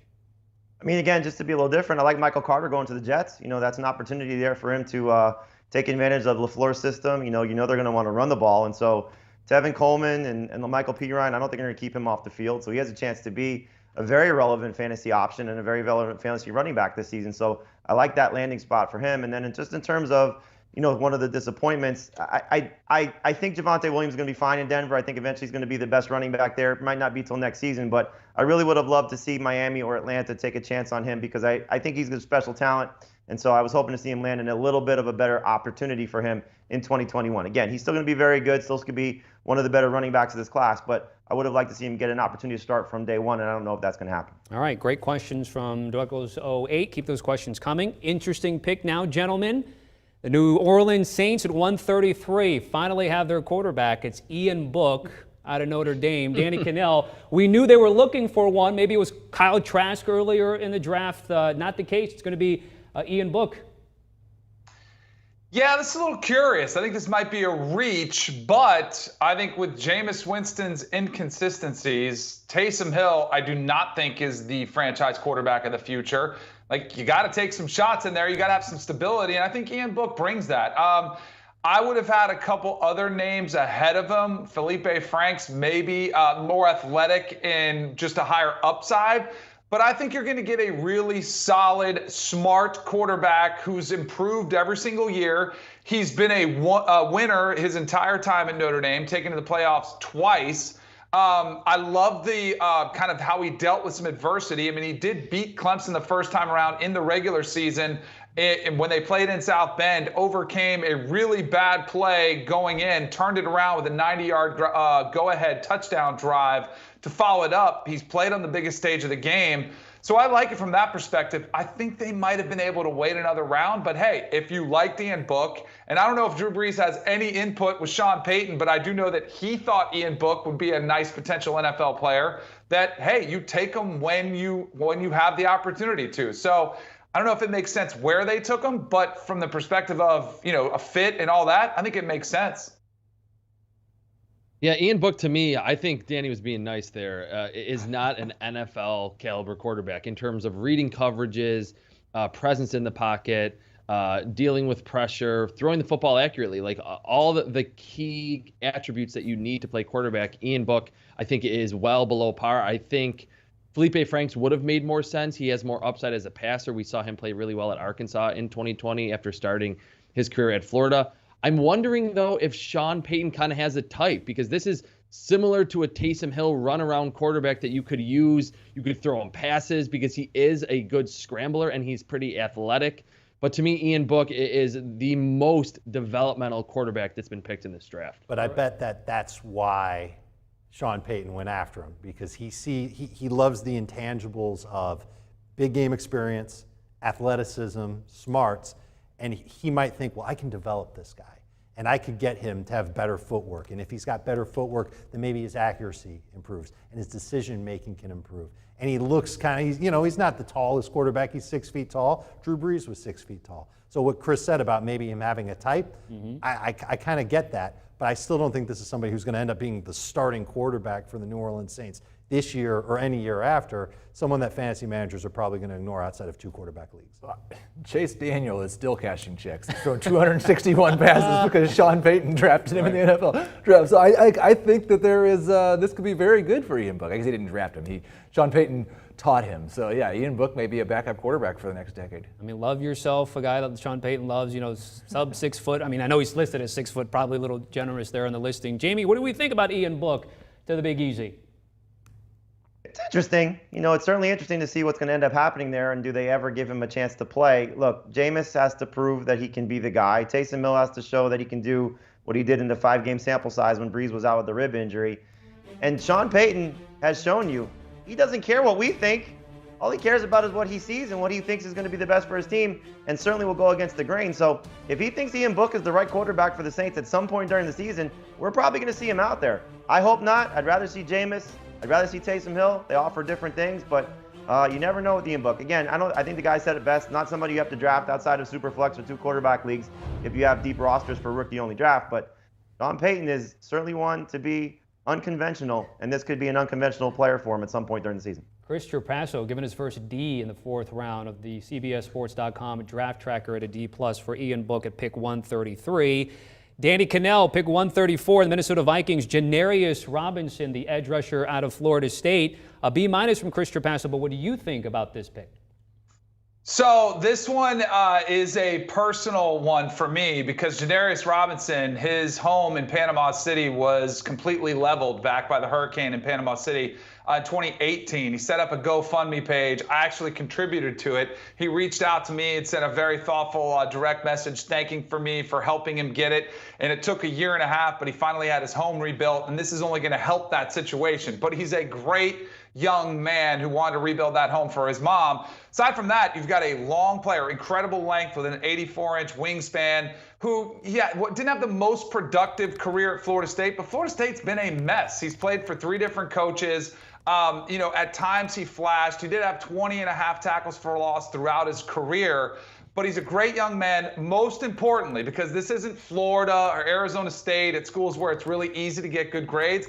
3 years in a row, he made all ACC honor roll academically. So he's a smart kid, which that is one difference that I notice at the NFL level is most of the guys are bright. Like they're thinkers. You have to have a high IQ. And we hear that term thrown around all the time, but you do have to be a smart football player. You don't have to have the high honor roll. You don't have to have the academic grades, but you have to be smart. And he's a very smart young man who can pick up some of the different concepts and knows how to handle being in the NFL. So I'll be rooting for him in the NFL, but it's going to be interesting to see if he can translate at the next level.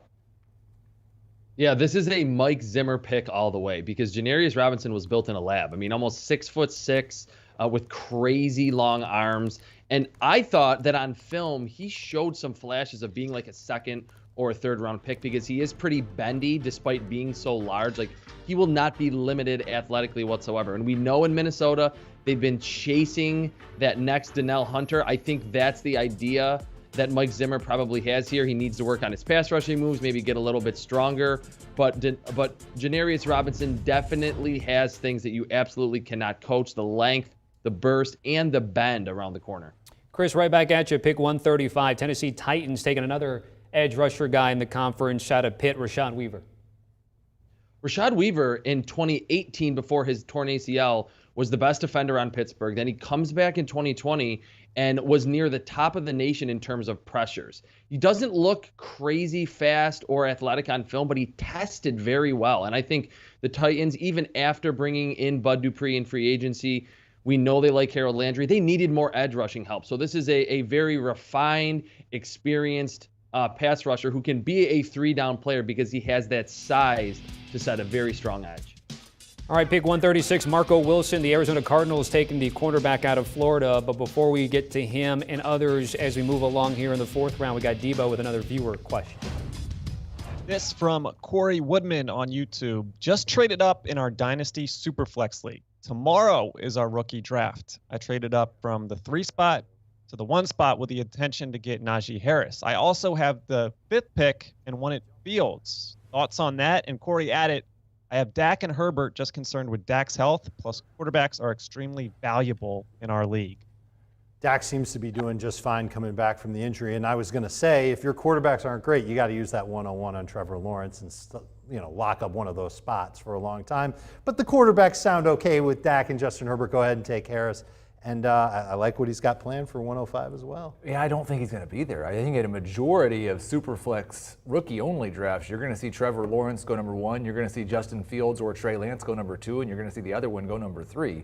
I'm afraid if he takes Najee Harris at number 1, you're going to see quarterbacks with the next 3 picks, and you're going to be left choosing between Jamar Chase and Zach Wilson. Maybe he needs to rescind the trade just to make sure that he gets Fields first, and then he can probably get Harris or Etienne or Javonte Williams if he so chooses at 5.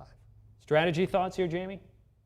I'm taking Trevor Lawrence. I'm not screwing around with that. You got the 101 in the 2-quarterback Superflex League. You take him, and you enjoy it for the rest of however many years it takes, and you have the ability now to maybe trade one of those quarterbacks and get other capital elsewhere. So I probably would have stayed at 3rd if you wanted Najee Harris. Like he said, is a good chance that he could have been there at the 3rd spot. But you get the 101 in that pit, in that type of format, you're taking Trevor Lawrence and don't look back. What about taking Lawrence at 1, trading Dak to get back into the top 5? Would someone in the league do that? No, he said he has 5. He has 1 and 5. No, another pick. I'm saying on top of it. So now he's going to have 3 top 5. Yeah, I kind of think there's a very good chance you're going to see Najee Harris there at number 5.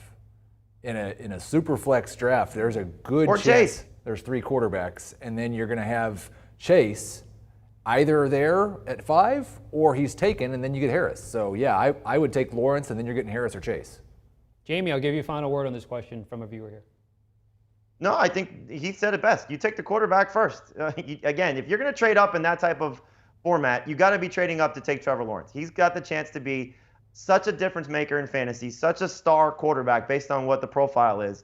And so even though you have 2 stars already, it's never a bad thing to have a 3rd guy. Because again, you could trade Lawrence or Dak or Herbert, get another lesser quarterback, but maybe you're getting a top-tier running back, a top-tier wide receiver, one of the best tight ends.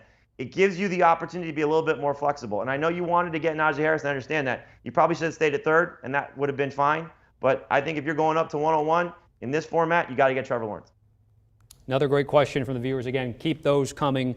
All right, so we mentioned Marco Wilson, Arizona, taking the corner out of Florida at 136. Let's go to Chris Trapasso with it. Yeah, Wilson is more of an athlete today than he is a great coverage defender. And we know that the Cardinals, after losing Patrick Peterson, needed to add to that secondary.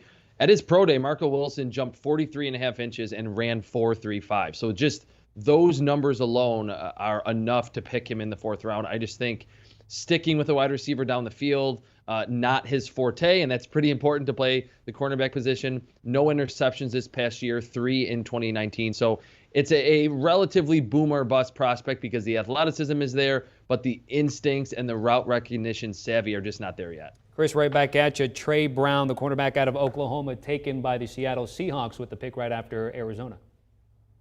Well, it's a little fascinating because the Seattle Seahawks typically like those big, long corners with over 32-inch arms. That's not Trey Brown. He's a nickel corner all the way. Super feisty, tons of ball production, plays a lot bigger than being under 6 foot. I know Oklahoma's defense hasn't been the greatest over the past couple of seasons, or really the past decade, but Trey Brown really stood out to me on film as someone that has the suddenness and the instincts and the ball awareness as it's arriving to make plays on the football consistently. Seahawks have continued to have turnover in that secondary. Even though he's not the longer type, he'll play and start at nickel as a rookie. All right, the Dallas Cowboys, the pick is in at 138 with Cincinnati on the clock at 139. We'll deliver that in just a second. But let's take back a look at the last 5 selections. Trey Brown, Marco Wilson, a couple of corners there. Rashad Weaver, Janarius Robinson, and then Ian Book to the Big Easy with the Saints there at 133. You know, I wasn't sure if Pete Prisco was still around when Danny was talking about higher education and the Arizona State thing, but we do have Pete Prisco back. Pete, what do you think about the last 5 selections we've seen here? You know, it's interesting, Marco Wilson, he played his high school football at American Heritage. Think about that, in South Florida. You know who the other corners were on that team?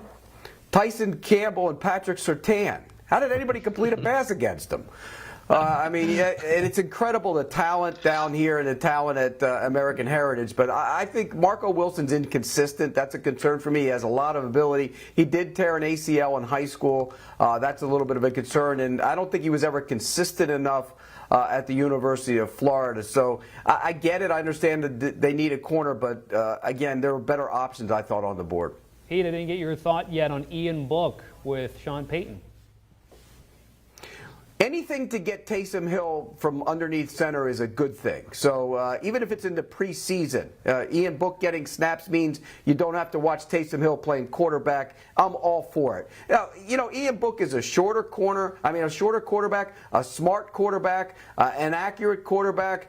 When Drew Brees came out, and I'm not going to say he's Drew Brees, but when Drew Brees came out, he was a short quarterback, he was accurate, he was smart. We know Sean Payton likes that.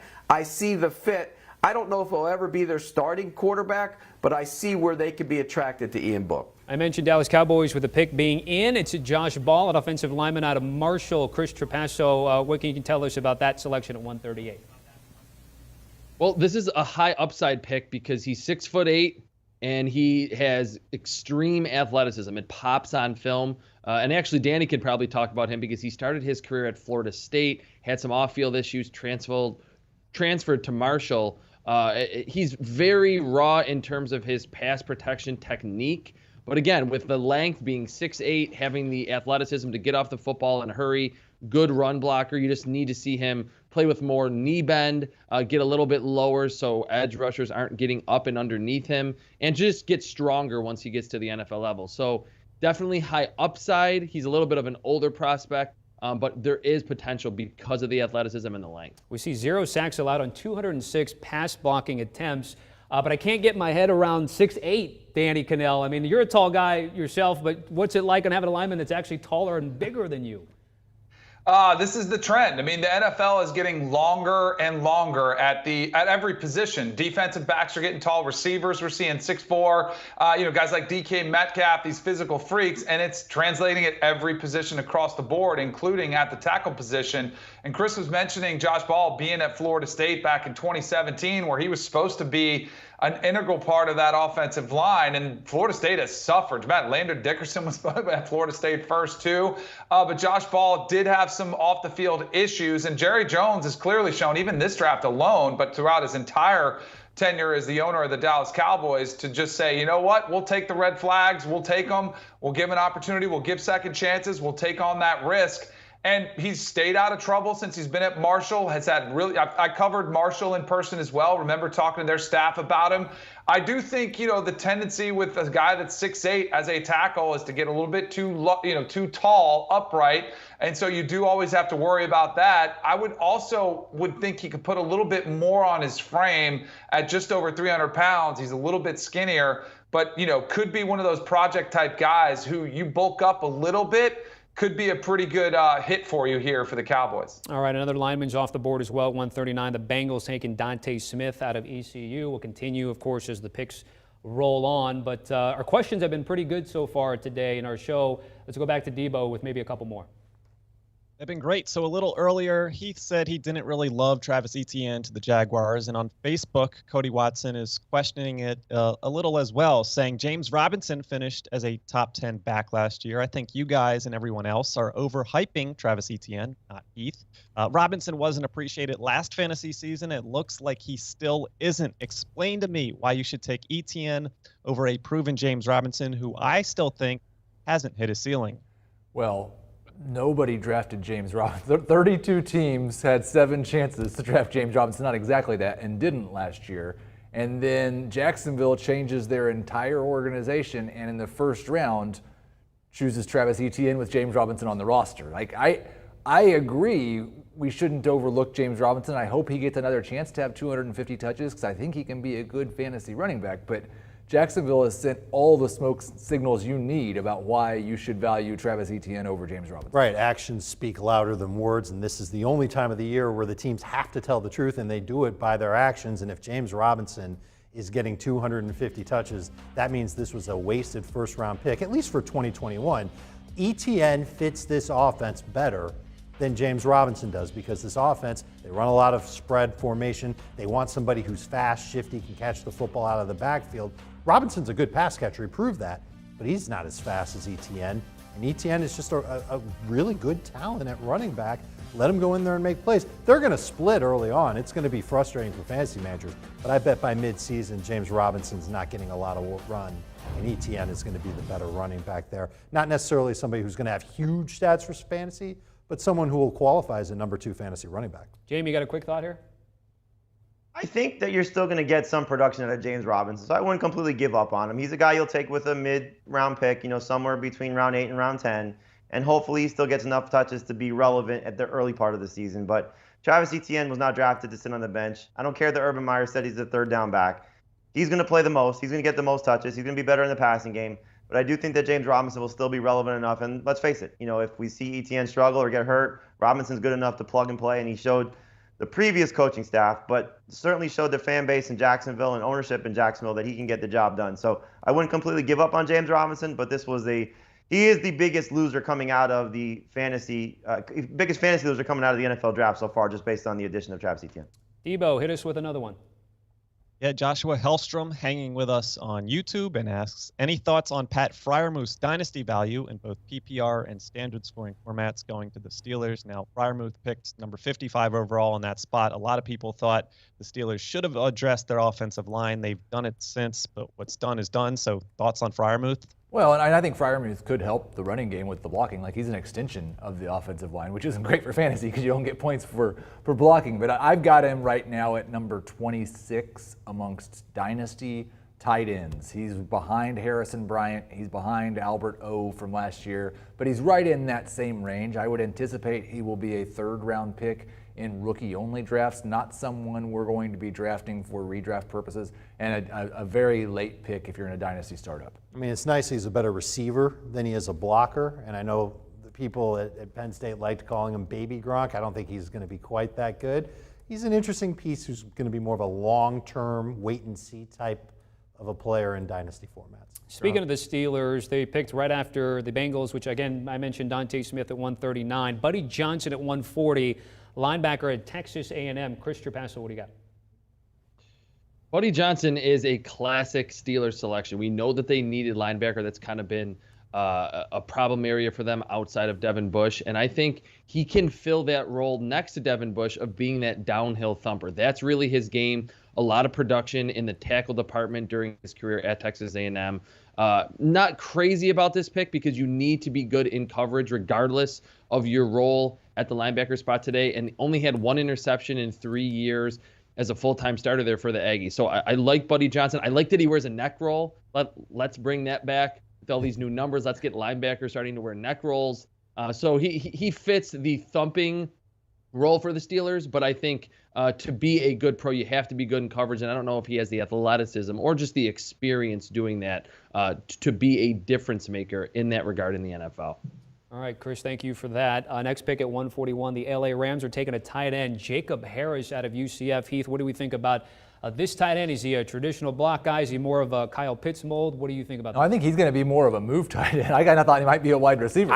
Yeah, absolutely. The fact that he gets the tight end designation makes him more fantasy relevant than he would have been if he'd been designated as a wide receiver. Still somebody that's going to go after Freiermuth, obviously, and still somebody that's probably more of a 4th-round pick in a rookie-only draft. But we've seen some success from the Rams with their tight ends in the past, so a deep, deep dynasty stash. How many tight ends do you see that are under 220 pounds? Very, very few. I bet if he's playing tight end in 2021, he's not under 220 pounds. Maybe not, maybe not. I wonder if this is a guy that they look at as someone who can compete to replace Gerald Everett in that offense. He's a height, weight, speed type of prospect, not necessarily someone who's refined or polished. That's why he's going on day 3. But he's got an intriguing size. I've talked about him with Ryan Wilson. He's someone that's interesting. I kind of hate that he's going to the Rams because they've already got all these other wide receivers. What are they doing with him? Well, now they're going to call him a tight end, but they've got Higbee there. I think he's strictly for long-term formats as a late-round pick, but he's interesting. He's an interesting player. Thoughts, Jamey?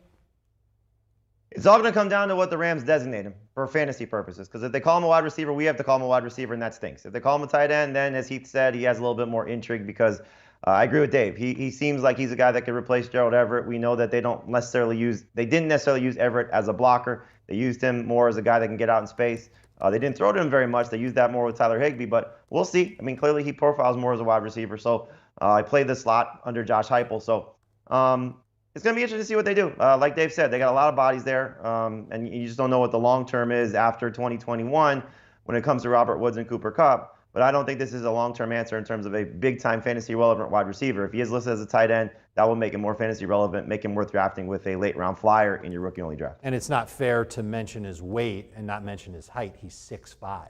So that's something that's a little appealing, the fact that he's 6'5", and he's kind of fast. He didn't time well in the 40, but you watch him play, I think he plays at a little bit of a better speed than that. All right, so Jacob Harris, again, the tight end out of UCF, going to the West Coast, going to play for the LA Rams there. 4th-round pick, 141. The next one at 142, the Green Bay Packers take an offensive lineman out of Mississippi, and it's Royce Newman. So obviously coming into the draft on Thursday, all the talk about Aaron Rodgers wanting out, whether he stayed happy or not with this draft. Let's go to Pete Prisco on the thought on this pick. And really what they've done since that news broke on Thursday, maybe it's disgruntlement, Pete, about what they're doing with the draft here. Well, you know what? Everybody wanted them to draft a wide receiver in the 1st round. They drafted Eric Stokes. He's a heck of a corner. Their defense has been really bad at times when Rodgers has been there. He should be happy about that. Then they come back, they get a center, Josh Myers. I think he's going to be a really good player, and he'll probably be an immediate starter depending on how they play it. It gives them flexibility, and now they come back and get this kid. Royce Newman's played guard. He played right tackle last year. He's a big physical guy. They have flexibility with a lot of their players. Some of them, Patrick can play center. You can play guard. You can move guys. Elgton Jenkins, who was a star last year at guard, can play all the positions, tackle, guard. Same with Billy Turner. So I think this pick shows that they want to be able to come up with the best 5 because Bakhtiari's coming off a knee injury. They say he's ahead of schedule, but he's still coming off that major injury. If he's in there, this line can be really good because I think Myers is a bigger center. They usually don't have that in Green Bay. Gives them a little more stoutness up front. Jenkins was a Pro Bowl guard last year, was outstanding. And then you can have the flexibility on the other side. So I like what the Packers are doing, addressing their offensive line. And again, they're not doing it to appease Aaron Rodgers. Can we please stop with all that stuff? Aaron Rodgers is their quarterback. If he doesn't want to play, he doesn't play. If they do a contract restructuring, which is what I hear he wants, and he wants to be there, if they do that, then he'll come back and play. There's two options here. Packers aren't trading him. He either plays or he doesn't. Yeah, I think this is a smart pick regardless of who the quarterback is in Green Bay because the offensive line was starting to deteriorate a little bit. And with Royce Newman, I agree with Pete. I think the Packers have a type that they love that flexibility. Elgton Jenkins played center and guard in college. We know Josh Myers can play anywhere. And Royce Newman, I think he could be a guard in the NFL. He could even stay at right tackle. Very athletic, fires his hands inside and has vice grips for hands. You're not going to really be able to win with a pass rushing move when you're facing him. Just needs to get a little stronger. That's usually the case with mid-round offensive linemen. But this is someone like Elgton Jenkins and like Josh Myers, very clean on film and played quality competition there in the SEC. So another smart pick after going corner in the first round that addresses the offense for the Packers. Royce Newman out of Ole Miss, pick 143 right after the Packers. The Las Vegas Raiders go with a defensive back safety out of Mizzou, Tyree Gillespie. Chris, what more can you tell us about him? Yeah, he's really explosive. You watch the Alabama game, watch the first half of that game. He laid some big hits on Jalen Waddle and Devontae Smith. I don't know how great he is in coverage down the field. He's kind of an old school type that wants to be able to watch what's happening in the backfield, run that alley from the safety position, and he will lay the lumber, whether it be on a receiver across the middle, on an outside run. I think to add someone that gives you that physicality really boosts your defense, makes it more difficult and more intimidating to play. So Tyree Gillespie is certainly someone that has the explosion and the acceleration to be that big hitter in the secondary. Pete, I want to get to you about the Mike Mayock, John Gruden draft so far. Obviously, a lot of people thought maybe reaching for Alex Leatherwood at 17, a bit of a head scratcher. But since then, what do you think that they've done in terms of addressing their needs to try to get that franchise a little bit better? Well, I don't understand why you draft two safeties. I get one, and getting Morig, who I thought was going to potential to be their first pick in the first round, was actually a good pick in the second round. But then you come back and get Diablo. I don't get that, and so that made no sense to me. And now you draft another one. What are you going to play? Safeties all across your defense. They have needs all across the board.